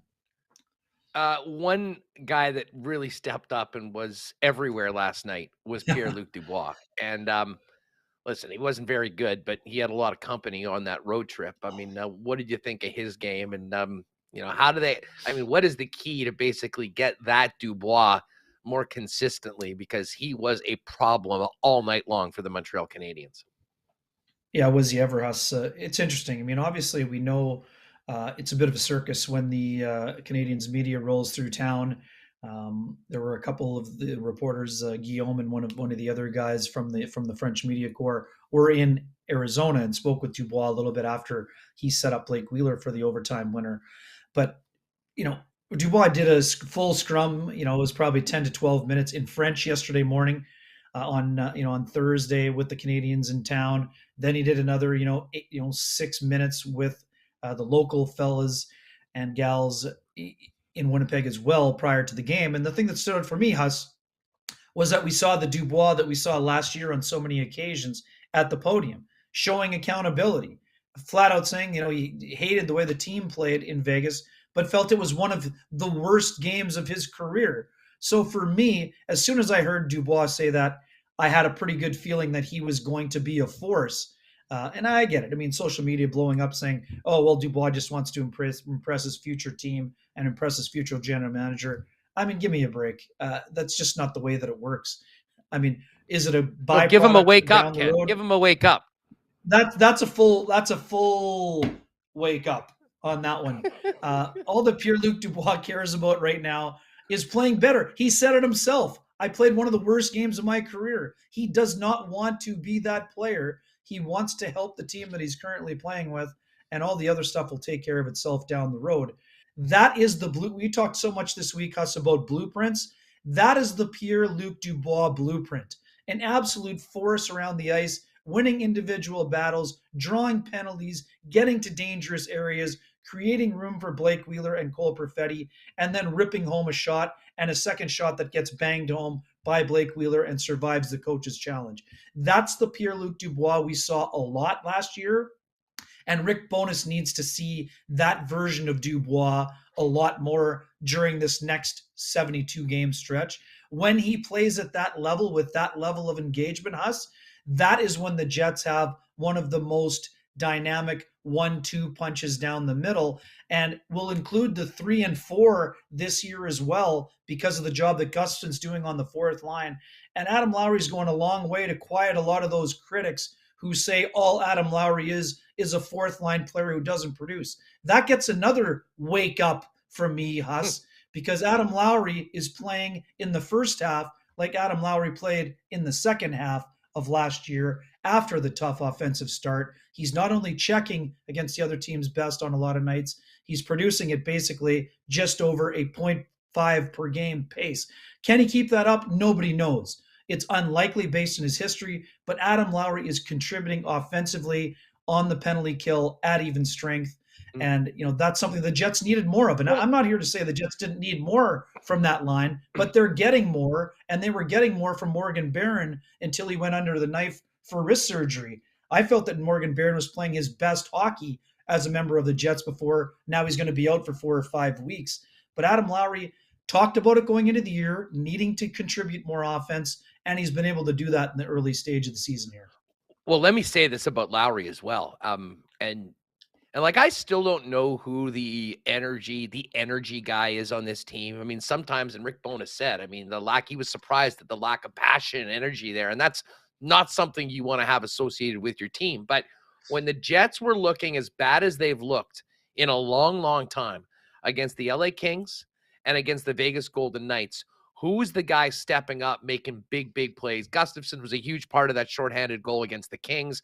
And then right out of the gate, probably after getting reamed out by Arneal in Vegas, there was him scoring a big goal that ended up at least getting them to overtime in the game. So I'm with you. I think Adam Lowry's on pace for a career year. You're exactly right. He was far more effective and far more productive in the second half of last season. Coincidentally, he wasn't carrying Christian Vesalainen around like a grand piano on his back like he was for the first 50 games of the season. But I digress. Fair point, Ken, fair point by you. Yeah. Well, and you know what? It's kind of funny because this is a segue into something I wanted to talk to you about. The Jets, and some people here in the chat, some people on social media, say the Jets are consistently screwing up and not giving opportunity to their young players. And I will quote Cole Perfetti, Logan Stanley, certainly now Dylan Samberg, and Vesalainen last year, a perfect example of some young players that they were counting and they got in there. It hasn't been the case for Ville Heinola, and we know exactly why that is, because there's a big logjam. He was waivers exempt. But to me, it was just a matter of time before we heard something on that situation. And yesterday, Jacob Stoller had that report in the Hockey News with some quotes from Alain Roy over Ville's spot within this organization right now. What did you make of the comments from Alain Roy, and where do you think things are at? Is this problematic for the organization, or is this just part of professional hockey? And we'll see how it plays out. Where are you at on that, Ken? Yeah, I don't think it's a humongous concern. I certainly understand where Alain is coming from. Alain is a guy who is not a media hungry type of person. He doesn't speak out every single time one of his clients has a beef about ice time. If you look at the history, again, the next time an agent says, you know what, my client should play less, will be the first time. But it's not a surprise that he's spoken out because of the situation. To me, this sort of I'm not saying it's reaching a boiling point, but I think this is twofold. Obviously, Elliot Friedman, my colleague at Sportsnet and Hockey Night, has reported the Jets are getting calls on their defensemen. So if an agent for one of those defensemen whose situation would be improved by the Jets moving one of those defensemen in the logjam, it's not. Let's follow the bouncing ball here, Huss. I mean, it would be beneficial for Ville Heinola if one of those defensemen in the logjam is moved on. So I don't think the timing is all that surprising. It's not a surprise either that the player is probably not thrilled about his situation, nor the agent being happy with the situation. But again, I think this is something that is going to be resolved. And I think, Huss, I'm consistent in my messaging. I think it will be resolved by Ville Heinola becoming a member of the Winnipeg Jets, because he's going to force himself onto the Jets with his play with the Manitoba Moose. I think the defense corps as a whole could use some of the qualities that Ville Heinola currently has in his game. He's obviously working on some of the other parts of his game, and right now he is benefiting from playing in all situations. He's playing on the penalty kill. I mean, you had Daniel on just now. He's playing high-end minutes on a very good team, and I think that's only going to help him bolster his cause to become an NHL regular. And as I said at the end of training camp, the next time Ville Heinola is called up will be the last time he has anything to do with the Manitoba Moose or the American Hockey League. That's my honest opinion. Is it possible that I'm wrong? Of course it's possible. But I think the next time he calls up, it's for good. I think it will be for good with the Winnipeg Jets. Whether he jumps right into a top four role, I don't know. I think it's more likely he jumps in more of a third pairing role, but it's possible depending on the circumstance and the situation. Does that mean someone's going to be traded tomorrow, Huss? I don't think so. This logjam has lasted a lot longer than you, I, or anyone anticipated, probably including Kevin Cheveldayoff. But let's be honest. The reason why do you think that is because they haven't gotten an offer that's good enough. If they've received a good enough offer, a move would have been made by now, don't you think? I certainly think a move would have been. Other than having an insurance policy, there's no benefit for the Jets having, more NHL ready defensemen than they can play. I mean, you talked about it before. Is Ville on the not Autocorp question of the day? I mean, if Ville Heinola was playing for the Montreal Canadiens or the Arizona Coyotes or one of those teams that doesn't care about their results this year, then absolutely he's ready for the NHL. Is he ready for an NHL team that's trying to make the playoffs and isn't sure they can handle some of the mistakes that are going to be made by a young player, and not just a young player named Heinola, all young players? And again, I'll use the caveat that yes, the veteran players on the Jets are also making some of those mistakes also. I'm not discounting that whatsoever.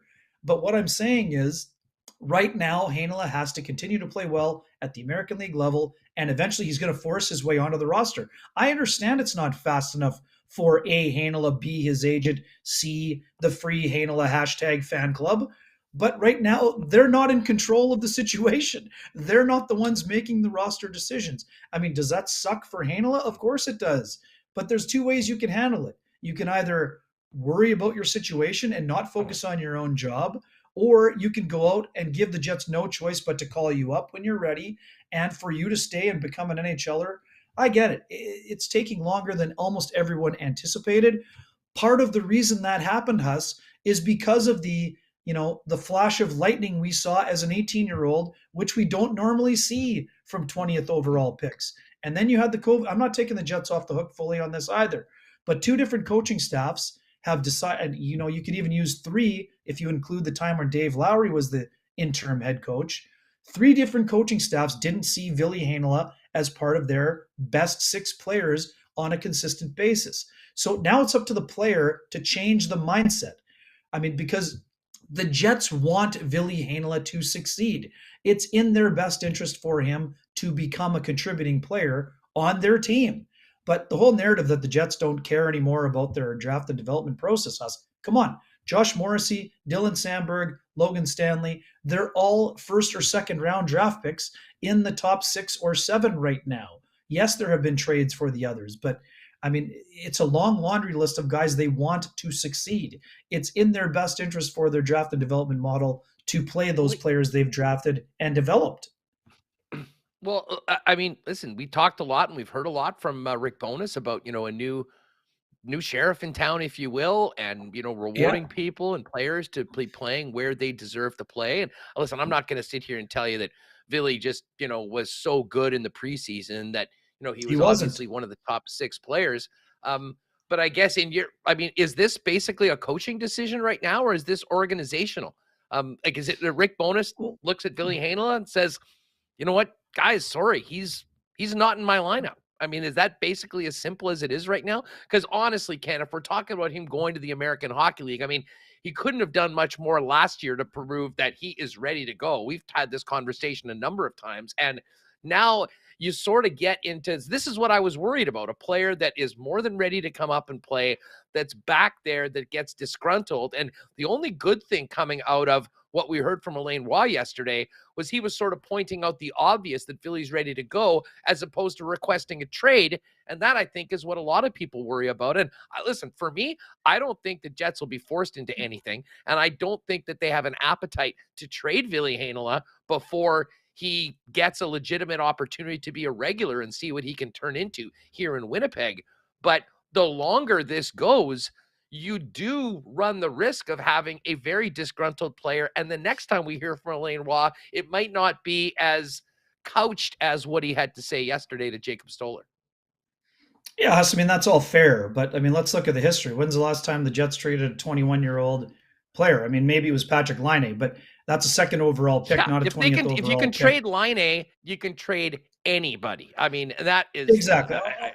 All I'm saying is the Jets haven't been forced by anyone in their early 20s to make a move. I mean, that's just not the way that they operate. And we know there's a laundry list of people that eventually got moved, whether that was Jacob Trouba or Jack Roslovic or whatever else the case may be. I mean, again, is to your original question. I mean, let's go back to when I asked Rick Bowness about Villy Heinola the first time. His answer was, we have to figure out if we can win with him. And based on what we saw in the preseason, or what Rick saw, he was the one in charge of the roster. If he had said to Kevin Cheveldayoff, I need Heinola in the lineup, he outplayed every other player in the competition, then Villy Heinola would be in the lineup. I mean, of course, him being waivers exempt can factor into the early season roster decisions. That's not just common with the Jets. That's common everywhere across the NHL, depending on the circumstance. But again, the Jets defense core as a whole could play better. They need to play better. Some guys have had slow starts. And once the Jets get to the point of understanding or recognizing or believing that Heinola can be better than some of those guys, then they'll make a move. I mean, otherwise, you're right. Now you run the risk of having a first-round pick who is now not playing at the level you want him to be at. Hey, Huss, we've said this before. Villy Heinola has for sure top four defense pairing potential. He might be able to help the power play. At some point, he certainly will be able to.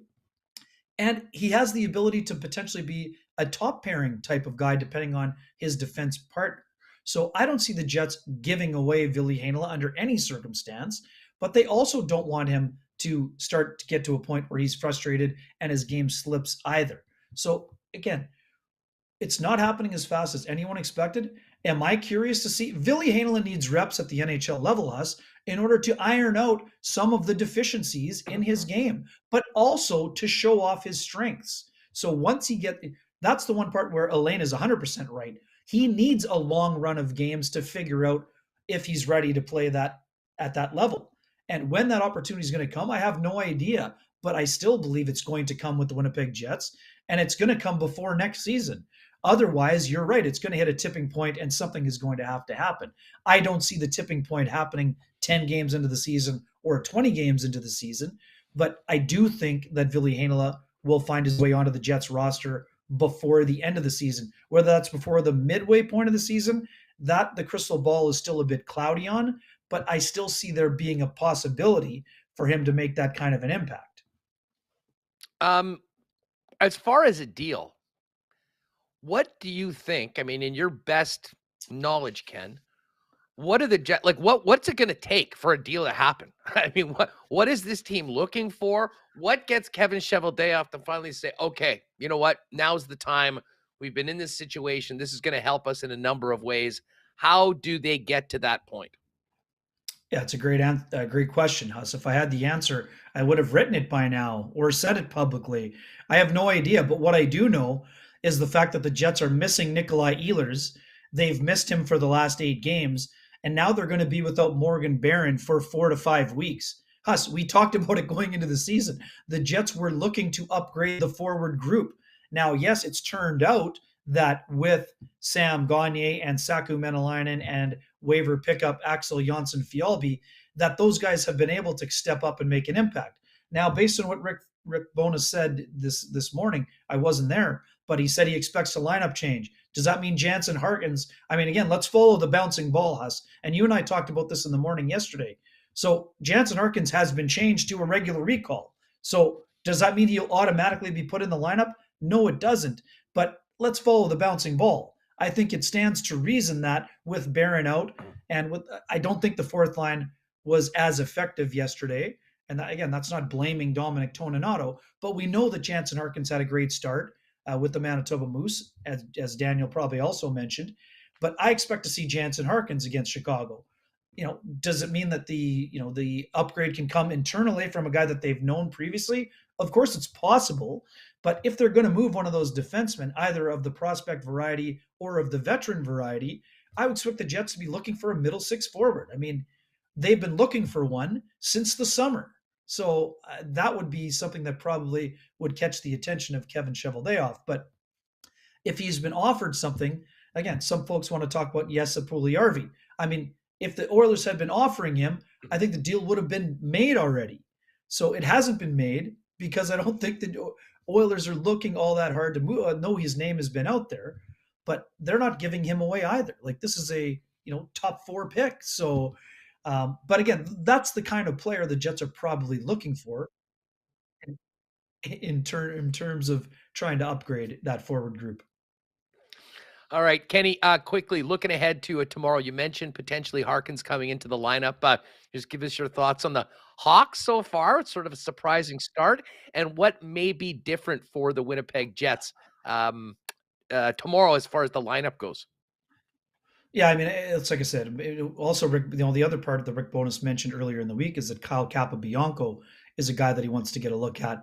I actually thought Dylan Samberg was quite solid again, so I don't see a Capobianco for Samberg substitution in the lineup either. But Capobianco obviously would be a possibility of moving in. But I mean, we'll see what happens. I mean, I don't. And again, we don't know. I mean, Dubois I think was probably maintenance, and Appleton obviously hadn't skated since the Vegas game before he went right into the lineup yesterday after missing practice this week. But I would expect that Harkins is a possibility. Capobianco would be a maybe, but I wouldn't think that it's necessarily all that likely. But Rick Bowness has said he wants to use him. In terms of the Hawks, they play hard. I mean, they would fall directly under the same category that Pierre-Luc Dubois mentioned the Montreal Canadiens being in. They play freely because there are no expectations attached to their team. Luke Richardson kind of instilling that same kind of positive vibe that we saw yesterday from the Montreal Canadiens with Marty St. Louis and former Manitoba Moose legend, Alexander Burrows. So, I mean, they're going to play hard. I mean, we talked a lot about what the Jets, schedule was like us in the first 9 games. Well, this month of November offers an opportunity for the Jets to play, I think, 5 teams that were, considered to be in the lower third or maybe even the bottom 5. So we're going to find out a lot more about the Winnipeg Jets here during this next little stretch of hockey here. But again, there's no free points on the bingo card if your team is not ready to play. And what do we know about the Jets, Huss? They're trying to string together consistent efforts. The last time they kind of had a blueprint game, they had 3 games where they were nowhere near the blueprint before the game against Montreal. So consistency is at the top of the list of priorities for Rick Bowness and his crew. And we'll see what, how the Jets answer against a young team, with the exception of the 2 veterans that we don't necessarily expect to be wearing Hawks colors before the year is over, that being Patrick Kane and Winnipegger Jonathan Toews. Wiebe, great stuff, man. Thanks so much for doing this. And you're gonna have a Saturday night and a Sunday now to enjoy yourself because, of course, the game's at 2 tomorrow, and we'll look forward to K&R sometime in and around 5:30 after the game. Great show last night, folks. Check it out if you missed it already over on the YouTube. Make sure to give the fellas a sub. Wiebe, have a great weekend. Thanks for doing this. Huss, always tremendous to be with you. Send my best to Mr. Dunk. I'll look forward to seeing him. I got the big news. I'll be in Regina for the Grey Cup. So, as we get closer to that West final, I'll be putting on the CFL hat to go with the NHL coverage here. Looking forward to that as well. Should be a fun weekend slate of games here to see who will be the opponents for both the Bombers and the Argos in the respective East and West finals.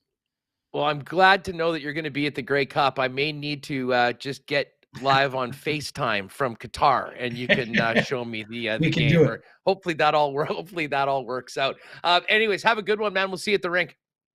Yeah, take care, House. Thanks for having me, and have a tremendous weekend here. Good stuff. There's Ken Wiebe, Kenny and Rennie post game for Winnipeg Jets, and of course you can read all of Ken's work at sportsnet.ca. All right. Dunk's going to join us. We got to get ready for the CFL playoff game, see who's going to be coming to Toronto and Winnipeg for the big finals the following weekend. Of course, get your tickets right now. Let's fill that place and see if the Bombers can make it 3 in a row. And if you're going to the game, make sure you get there early for the Princess Auto tailgate party, the place to be before the game. Incredible atmosphere all year long, and I imagine it is going to be popping before kickoff at IG Field on November 13th. Of course, Princess Auto, proud sponsors of the Bombers and Winnipeg Sports Talk, and the place where you'll find the best deals on the most unique assortment of tools and equipment around. Everything you need to complete the projects on your list or start something new is at Princess Auto. 2 Winnipeg locations, Panet Road, Portage Avenue West, and you can always shop online 24/7, 365 at princessauto.com. Well, perfect time to plug our great friends at Culligan after the most hydrated man in the business just joined us. Ken certainly knows his Culligan water, and because Culligan are the water experts, and they've been doing it family-owned in Winnipeg and southern Manitoba for over 65 years, taking care of your family and more with water softeners, filters, bottled water coolers, whole home systems and drinking water systems, citywide water delivery services, and commercial and industrial water products and solutions. Pop on down and see the experts at Culligan, 1200 Sargent Avenue. You can give them a call at 694-5180. And of course, you can check out all their products and services for you, your home, cottage, or business online at drinkculligan.com. Well, the weekend is here, gang. Might be a great time for a CC, Canada's favorite Canadian whiskey, Canadian Club, or as the cowboy in chat who I bumped into earlier this week said, you've turned me on to the great taste of the Canadian Club and ginger. No mixing needed, folks. It's now available in 6-packs at your local beer store. Pick it up if you haven't had it before. And both CC and the CC and ginger are going to be available and pouring all day long at the West Final, as, of course, Canadian Club is the official sponsor of the Bombers. And don't forget, this weekend, the official release of the Canadian Club Chronicles 45-year whiskey, only 80 bottles in the entire province of Manitoba. So you whiskey aficionados, get looking at your local Manitoba liquor marts and pick one up before they are gone. And just before we bring in Justin Dunk, lots going on at Boston Pizza. It's your NFL headquarters, your Jets headquarters. It'll be a heck of a great spot to saddle up on Sunday afternoon and check out all the NFL games and, of course, the big CFL playoff games we're going to be talking about with Dunk. When you're there, try the new fall menu featuring the craveable jalapeno popper dip, spicy buffalo mac and cheese, and the amazing new creamy carbonara pizza. And don't forget, every time you watch NFL at Boston Pizza, you can enter to win the second NFL grand prize, trip for 2, airfare, hotel, tickets to the Raiders and Niners on New Year's weekend, as well as a bonus NHL game, Golden Knights and Blues on New Year's Eve. Watch the NFL and enter to win at any Winnipeg, Selkirk, Steinbach, Morden, and Portage Boston Pizza location. All right, let's get to some football. Huge weekend coming up in the Canadian Football League, and no one better to chop that up with than Justin Dunk, a 3-down nation. JD, how are you? Doing well, Huss. Getting hyped up for the weekend, my man. How are you? You know what? Doing great. We've had, it was so funny. I was doing my, the lock shop with Dustin Nielsen yesterday, And he was lamenting the drive into work with 6 inches of snow in Edmonton. And I'm like, dude, I just went to Sev in shorts and a t-shirt. Now it's got a little cooler right now, but we haven't got that winter feel in Winnipeg yet. I kind of have a feeling we will by the time the CFL gets here for the West Final. But we got a game out east and then a game that weather will not be a factor in at all in really the main event this weekend with Calgary and BC. Let's start off in the east, though. Very interesting season for the Hamilton Tiger Cats. A terrible start at a time when we thought they might not even be in the playoffs. Are they showing enough life right now, late in the season, to be dangerous to Montreal? And your thoughts on the home team that has had a adequate season, but has never really looked as a true championship contender up until this point? Agreed. The Alouettes are solid but unspectacular, and the Tiger Cats, I think, are playing their best football at the proper time of year to potentially make another Grey Cup run. And you think about it, Tiger Cats have ousted the Alouettes 7 straight times in the playoffs, which is kind of unbelievable to think about. But I really like the way that Hamilton is playing, specifically running the football with Wes Hills leading the way there when he's healthy. And then defensively, they've really gotten after it. Malik Carney has come on for this team, 7 sacks on the season. Julian Hauser, I think, is underrated, and Micah Johnson has 7 sacks as well. The 777s there, all of those guys have 7 sacks to create a consistent pass rush. Simone Lawrence is back healthy. Tunde Adeleke, I think, is a versatile piece in the back end as a Canadian. He usually lines up at free safety, but he allows his defense to be multiple. And I really like the Tiger Cats in this game. For Montreal, Trevor Harris, I think, is the better quarterback in the game, and that could help out the Alouettes. But William Stanback hasn't been as good as we've seen him in the past since he came back from injury. Gino Lewis has had a spectacular season, but I think Hamilton's defense can do enough and create a pass rush to slow down that offense. And on offense, I think the Ticats can score enough points. So I actually like Hamilton to win. You know, Dane Evans is such an interesting, really the quarterbacks coming out of Hamilton in these last 2 years, both Evans and Masoli, are fascinating studies. And that, I didn't mind the start that Ottawa had. I thought they had very winnable games early on, including against the Bombers that they sort of fumbled away. And then, of course, Masoli was out for the year. Fumbling away was exactly what Dane Evans did for the first half of the season for the most part. I mean, their ball control and ball management was atrocious, and that was a huge reason why they had that terrible start. For Dane Evans, what's on the line here right now, and how far has he come since all of those turnovers, both throwing and especially fumbling, cost them games earlier in the season? He's come a long way because Evans has at least stopped, for the most part, turning the football over, especially at critical times, which cost the Tiger Cats a couple of wins early in the season and would have put them in the playoffs much earlier than they actually needed to in their schedule. But I think Dane Evans is really playing for his future here. He is under contract next year with the Hamilton Tiger Cats for over $400,000 in hard money.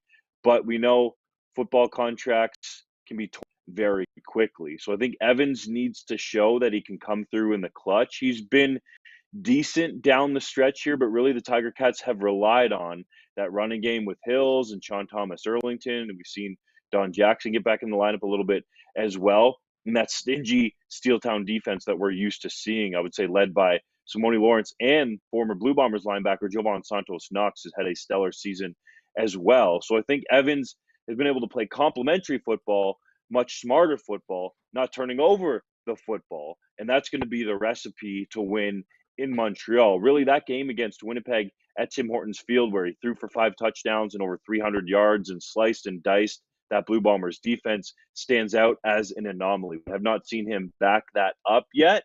That said, he could create some opportunities for himself, potentially in the Grey Cup, if the Ticats can get back there again, to maybe face those Blue Bombers or at least any of the other teams he's going to see, to show that that game was not one that we can chalk up to being outside of what he usually does. I think most people agree, and I'm looking at the point spread right now. It opened at 3 for the home team. It's now 1.5, so there is some steam coming in on Hamilton. I kind of lean Montreal, and despite the history, I just think that they've got a slight edge at the quarterback position. And I think Geno Lewis is probably the best player in the game. And, in a very close game, you need big players to come up and make big plays, and sort of leaning there. But where's the Alouettes defense right now? How prepared is it for the Ticats if they're playing up to their level?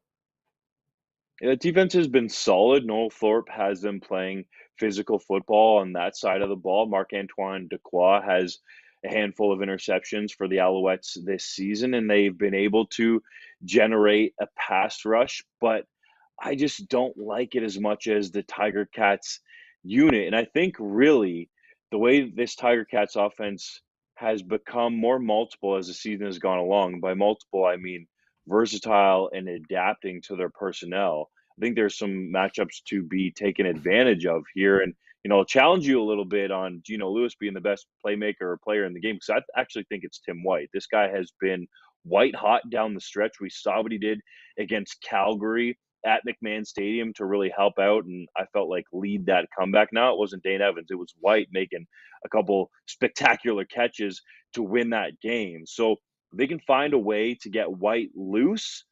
I really like what Hamilton can do to this Alouettes defense. Thorpe is going to mix it up. He's going to send some pressure, but I think Ticats have the playmakers to exploit it. Justin Dunk, 3 Down Nation, getting us ready for playoff weekend 1 in the Canadian Football League. We've talked about the East. Now let's get to the main event. I mean, I am so fired up to see this game. The Stamps and Lions, when they played this year, outside of the Bombers, have been, clearly the best games of the season. They've been tight. They've gone back and forth. BC has this home game on account of that third win against the Stampeders. But to me, this one is as close to a pick'em as we could possibly have.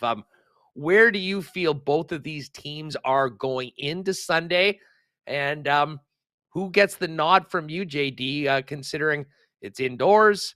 Nathan Rourke's back. But, man, Calgary looks pretty tough to beat from top to bottom. The Stamps, I believe, right now are playing better football, and by and large part, that's because Nathan Rourke hasn't been on the field except for that one quarter last week against Winnipeg, where he did not look so hot or on that record-setting pace that he was on to start the season before the Liz Frank injury. Now, we know Rourke's going to study the tape, try to correct those mistakes, but there are people around the league that I've talked to that felt like Rourke was a little timid on that foot and is not the same quarterback that he was earlier in the season. Now, if he uses that quarter against the Blue Bombers as a preseason type of setup just to get back in the flow, he wasn't necessarily great in the preseason for the Lions, and then all of a sudden he went nuts and was throwing the ball all over the park. That's a possibility, but I think Calgary is playing better complementary football right now.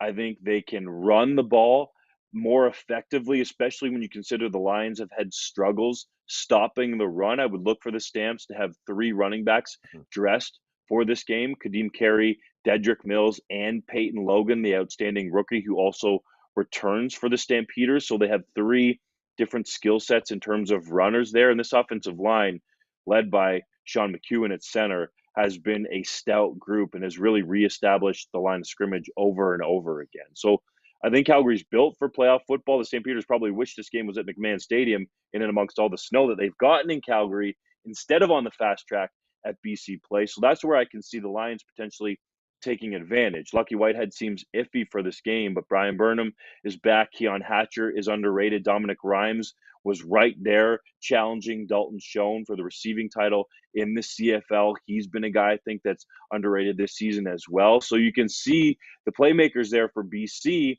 and the offensive line is the same as before Rourke got hurt to now when Rourke is back. So you can see ways where both of these teams can win, which is why it's such an intriguing matchup. What are you hearing about Rourke? We didn't see a ton of him. He wasn't the dynamic player that tore the league up and set it on fire in the first 10 games of the season, but I don't think anybody expected that to be in the final game against Winnipeg. There's a lot on this young man's shoulders, but a huge opportunity to continue to build on the pause on his record-setting season right now. It really does come down to, I think, in a lot of ways, how dynamic he can be. I know you've been talking to people out in BC. What are the hopes and expectations from the Lions side on their star quarterback? The hopes are that he can be close to full go in terms of what he's able to do with the offensive playbook and how he could potentially run. That's the hope, but I have a hard time seeing that potentially change from a week ago when he didn't look as decisive as he was early in the season. I think that largely just has to do with the foot because we saw him early in the year, whether it was going through his reads and letting the ball go, or even as a runner, he was very decisive. So I think that's the key difference to me. I think he can change that very quickly, and he will study the tape and try to be better in some of those situations where he didn't look so great in Winnipeg. But I think it would be hard for people to see him get all the way back to that level that he was playing at before the injury. So I think Rourke can still play well. It just might be in a little bit of a modified way. I just think overall, if you're the Canadian Football League, you're hoping that Rourke finds a way to crank it back up and gets the BC Lions at least into the Grey Cup because that would be the best storyline by far. I know Blue Bombers fans don't want to hear it, but to have a Canadian QB leading a team to the Grey Cup after he comes back from a foot injury would be unbelievable. Hey, Justin, before we go, I mean, I know we've kind of got our thoughts on the games out here right now. And again, they're very, very tight. Either team could win in both matchups.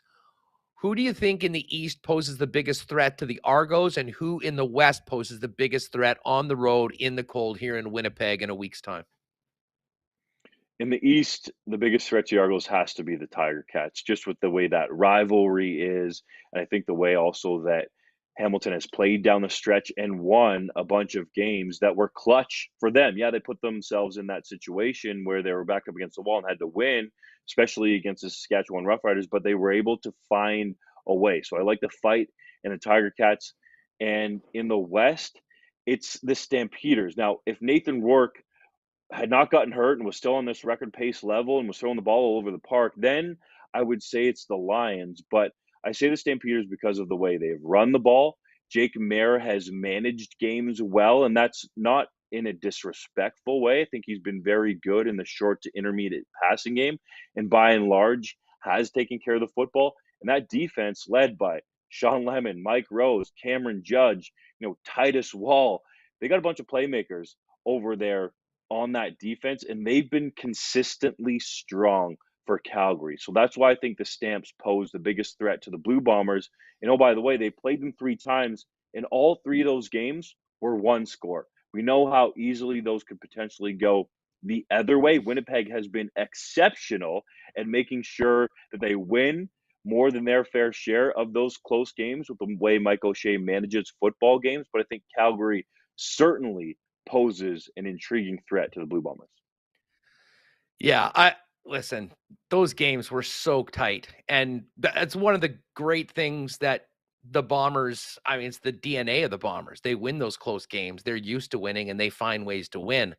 It ain't easy to beat a team 3 times in one season, and it is very difficult to beat a team 4 times in one season. And I do sort of think the matchup against BC, if they can win indoors, then have to travel and come outdoors, would be an advantage. But if it is Calgary, Winnipeg, that is going to be an absolute slobber knocker. And as I said, I think the playoffs in the West and the entire league are going to be fantastic. And then we'll get to Regina. We'll find out who the Grey Cup halftime act is. I know there's a lot of people that are bent out of shape about that. We've got that. We figured out who the All-Stars were. Now it's time to settle it on the field. It should be a great, great weekend. Just fill people in heading into the playoffs on what you and the gang, John and everyone, has cooking over at 3 Down Nation, Justin. You bet, my man. We'll have all the goods, all the latest news and best analysis that you can get. I'm a little biased, obviously, but at 3downnation.com. That's not when either me or John Hodge are on your show, huh? So we'll have all the goods. We'll have some insider nuggets. John Hodge does a great job with that, getting some real analysis from people who are anonymous around the league. And I think it's intriguing because you get the true story from them, because a lot of times people don't want to say it on the record. So we'll have all the goods there. 3 Down Nation will have a crew on the ground in Regina for Grey Cup week as well. So we will have, I hate saying this as a cliche, but wall-to-wall coverage the whole week. Just whatever you need CFL-wise, come to 3 Down Nation, and we'll have it for you. Justin, thanks so much. Enjoy the games this weekend, and hopefully we can catch up with you, John, next week and set up what will be an amazing weekend for the East and West final coming up in, 9 days from now? Sounds good to me, my man. Right on. Have a great weekend. There's Justin Dunk. Of course, you can follow him on Twitter at JustinDunk12, JDunk12, and make sure you're checking out their daily content on the Canadian Football League over at 3 Down Nation. All right, gang. Hey, if you haven't already, make sure you've hit that red subscribe button. I know it is disappointing. We're not able to crank out the marble race today. We will make it up to you. I'm thinking about a holiday marble series. We'll work on that, but we'll make up a couple shows once everything is back to normal. However, I do have an offer for you. We're at 165 likes right now. If you can get to 200 in the next couple minutes, so anyone that hasn't done it, hit that thumbs up.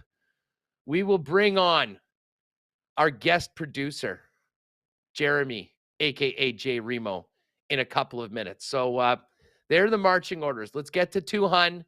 Jeremy will join us to finish up the program right here on Winnipeg Sports Talk. All right. Hey, it's still pretty damn nice outside right now. And listen, we know Winnipeggers will drink Slurpees all year round, and we're down with the blizzard all year round. But right now, heading into the weekend, what a great time to pop by one of the 4 Nick and Nicky DQs. No one loves supporting our sponsors more than WSTers, and I think when Nick and Nicky might be their favorite one because of how damn good it is.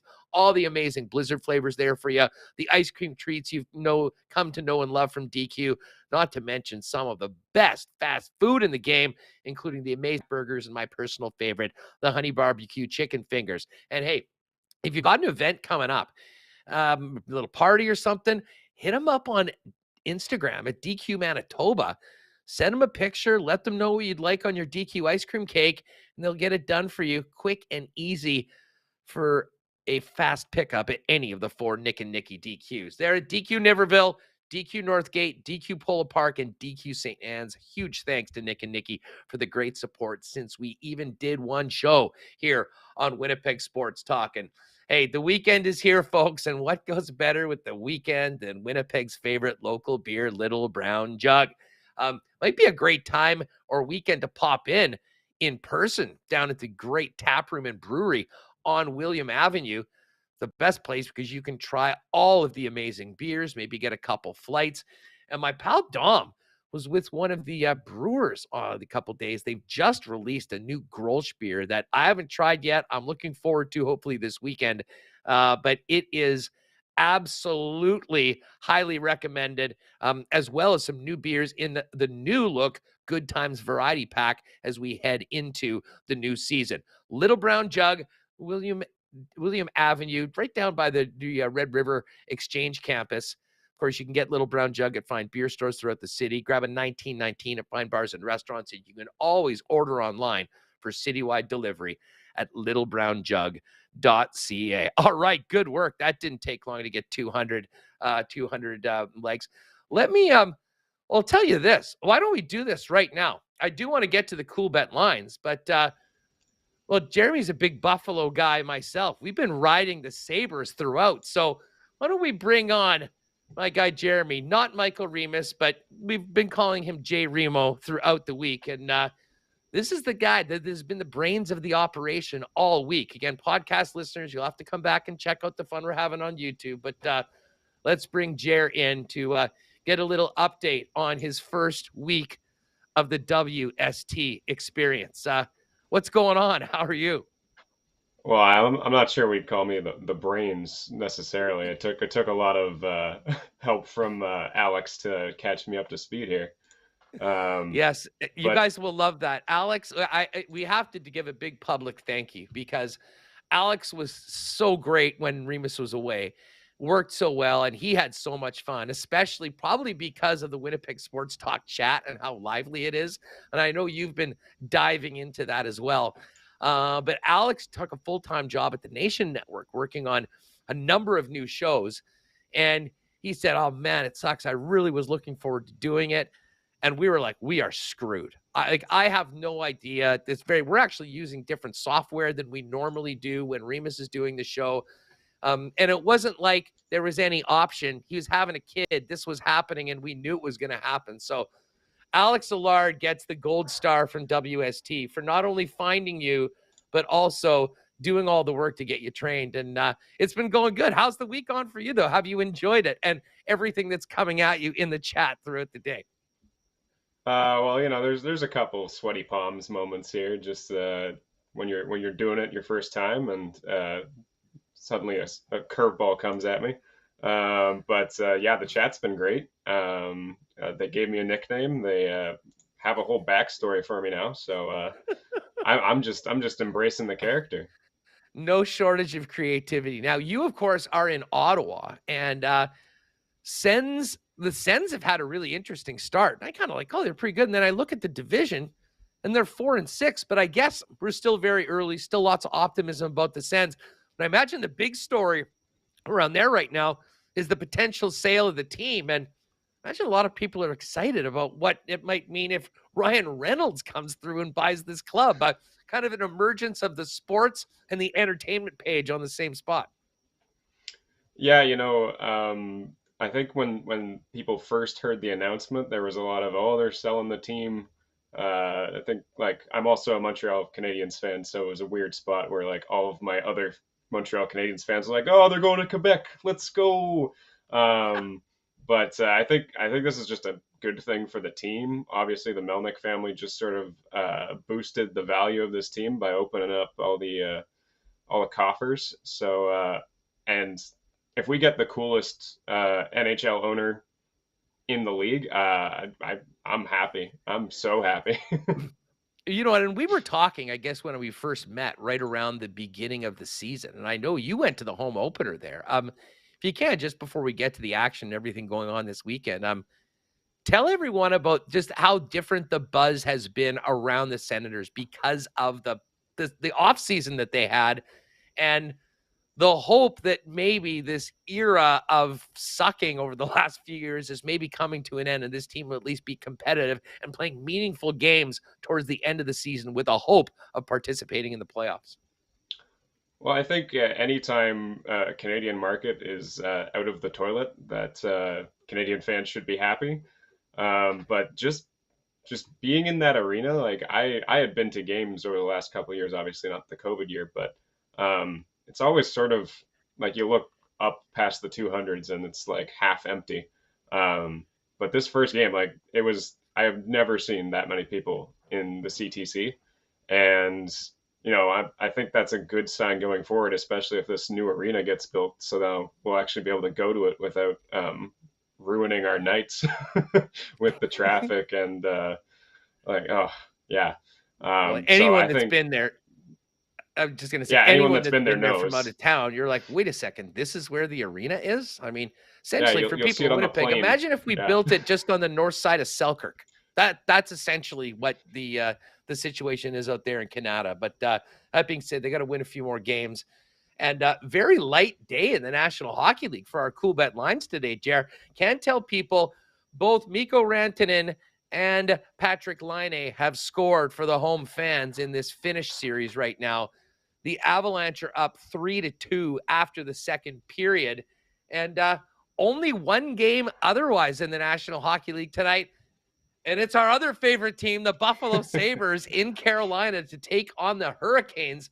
Sabres plus 175, Canes minus 208. And if I'm not mistaken, did the Hurricanes not play last night, an overtime or a shootout game? So back-to-backs, I'm actually stunned that this number is what it is. Now, that being said, Eric Comrie isn't starting, although I'm not sure that the Sabres, well, I can tell you, they certainly didn't win that last game because of Comrie. They won because they scored 5 goals. There's a lot of talk, Jared, about who's going to be the team that makes the big push. Is it the Red Wings with their offseason? Is it the Ottawa Senators? Is it the Buffalo Sabres in the West? Early returns are it's the Sabres. And Tage Thompson is on a mission, hottest player in the NHL right now. I'm going to have a hard time not doing a little sprinkle at plus 175 on the Sabres tonight at Coolbet. I would definitely take those odds because, first of all, Carolina's on a back-to-back. Ranta's in net. And Craig Anderson's also been pretty good when he has played. And just, like, the Buffalo Sabres will probably make this game interesting. If it's like any of their last games, they'll score like all their goals in the third period and be losing the entire game until then. But yeah, Tage is on a tear. He's ruined my fantasy because I've just been demolished by anyone who has him. But yeah, I'm trying to claw back this week, and yeah, I really hope the Sabres do some work here because I think they're a lot to handle, and even defensively, they're not as bad as they have been in previous years. So I think that's a safe bet. I think they're a little undervalued in that. Well, they're in that definitely bet line. undervalued. I mean, anytime you're taking a team at just about 2-1, I mean, the odds aren't in your favor. However, the payout might be. So I got to do my cool bet pick of the day. Make sure you're following at Cool Bet Canada on the socials, and you get our daily pick. 3-0 last night in the lock shop on football. The Kyle Connor goal prop that I dropped at the end of the show, plus 132, came through. And by the way, Nielsen and I have just done the best bets episode for the NFL. I'm 20-12 against the spread so far this year. Touch wood, been going very well. And don't forget, we're giving away $1,000 for the new Lock Shop YouTube channel. So if you go to @LockShopBets, you'll see the pinned tweet. There's a link right there. Go over there, gang. Hit the subscribe button. Subscribe to the Lock Shop and retweet that tweet. And a couple of weeks when we get to 1,000 subscribers, we are going to raffle off $1,000 cold hard cash. Dusty's been flashing it on the shows so far this week, and looking forward to get rid of that. Hey, we were talking about the Canadian Football League. Both of those games opened as 3-point favorites for the home team, Montreal and BC. Now it's 1.5. Excuse me, 1.5 in both games. Alouettes -1.5, -110, money line of -133. Ticats +1.5. Money line +110, and the BC Lions and Calgary Stampeders similar, -1.5 for BC at -110, and the money line -125 for BC, and Calgary plus money at +104. Full slate of NFL action is up for you at Cool Bet as well. And don't forget, tomorrow, last week I gave out 2 parlays on the props and parlay show, both hit.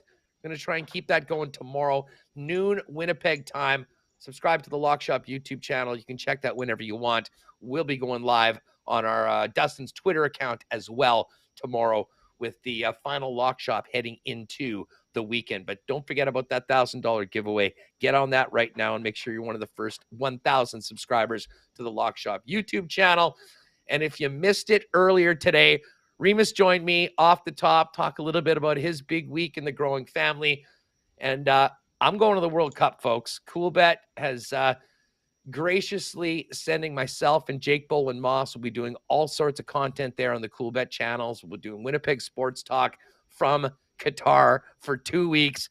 Be going to all the Canada games. So as excited as Remus was for the baby on Tuesday, I'm maybe more excited about what's coming up for us with Cool Bet going forward. And again, if you haven't played a Cool Bet before, use the promo code WST for a 100% bonus on your first deposit up to $200.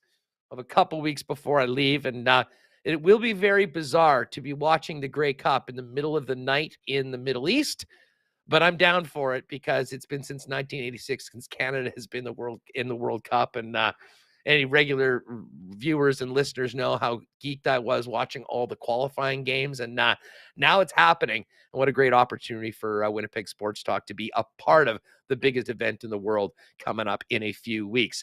That is about going to do it for us. By the way, I was looking to see if we had a line on the Jets and Blackhawks right now. None of the lines are up for tomorrow, so you can check that a little bit later on. Don't forget, Jets, Hawks tomorrow, a 2 p.m. start down at Canada Life Center. Tonight, you got the Manitoba Moose taking on the Texas Stars. Great to have Dan Fink with us on the program a little bit later on, or earlier today on the program. Tomorrow, Jets at 2. Ice back at home tomorrow night at the Ice Cave at 7. And then the Moose once again at home at Canada Life Center on Sunday afternoon. No shortage of great hockey options for Winnipeg sports fans coming into this weekend. Once again, thanks to Remo. Congratulations again to him. He'll be out away next week, and then we'll be back the following week. Daniel Fink, voice of the Moose, the always entertaining Kenny Wiebe of Sportsnet.ca. Follow him on Twitter at Wiebe's World, and Justin Dunk of 3 Down Nation. A massive thank you to all the sponsors that make this show happen each and every day. And of course, a big thanks to Jeremy, who's done such a great job this week and will be back with us next week. What's going on for the weekend, Jerry? Any big plans? You'll be able to slinging drinks somewhere in the capital area? No, I'm actually taking this weekend off. There's a friend visiting from down the States. I don't know why they chose Ottawa, but I gotta try to do something for them. So maybe be out at some bars enjoying some hockey. Really Beautiful. hoping that Comrie keeps my streak alive. Yeah, well, tonight it's got to be Craig Anderson for us. I got to go bang out that Coolbet pick right afterwards. That'll usually drop at about 4 or 5 o'clock on the Coolbet social channels, and it's all there. Well, listen, we'll talk to you over the course of the weekend and look forward to having you back on the program next week. Monday should be a packed show. We just mentioned all the hockey going on. We'll probably have a World Series champion by then, full slate of NFL games. We are going to be packed on Monday's show, so don't you miss it.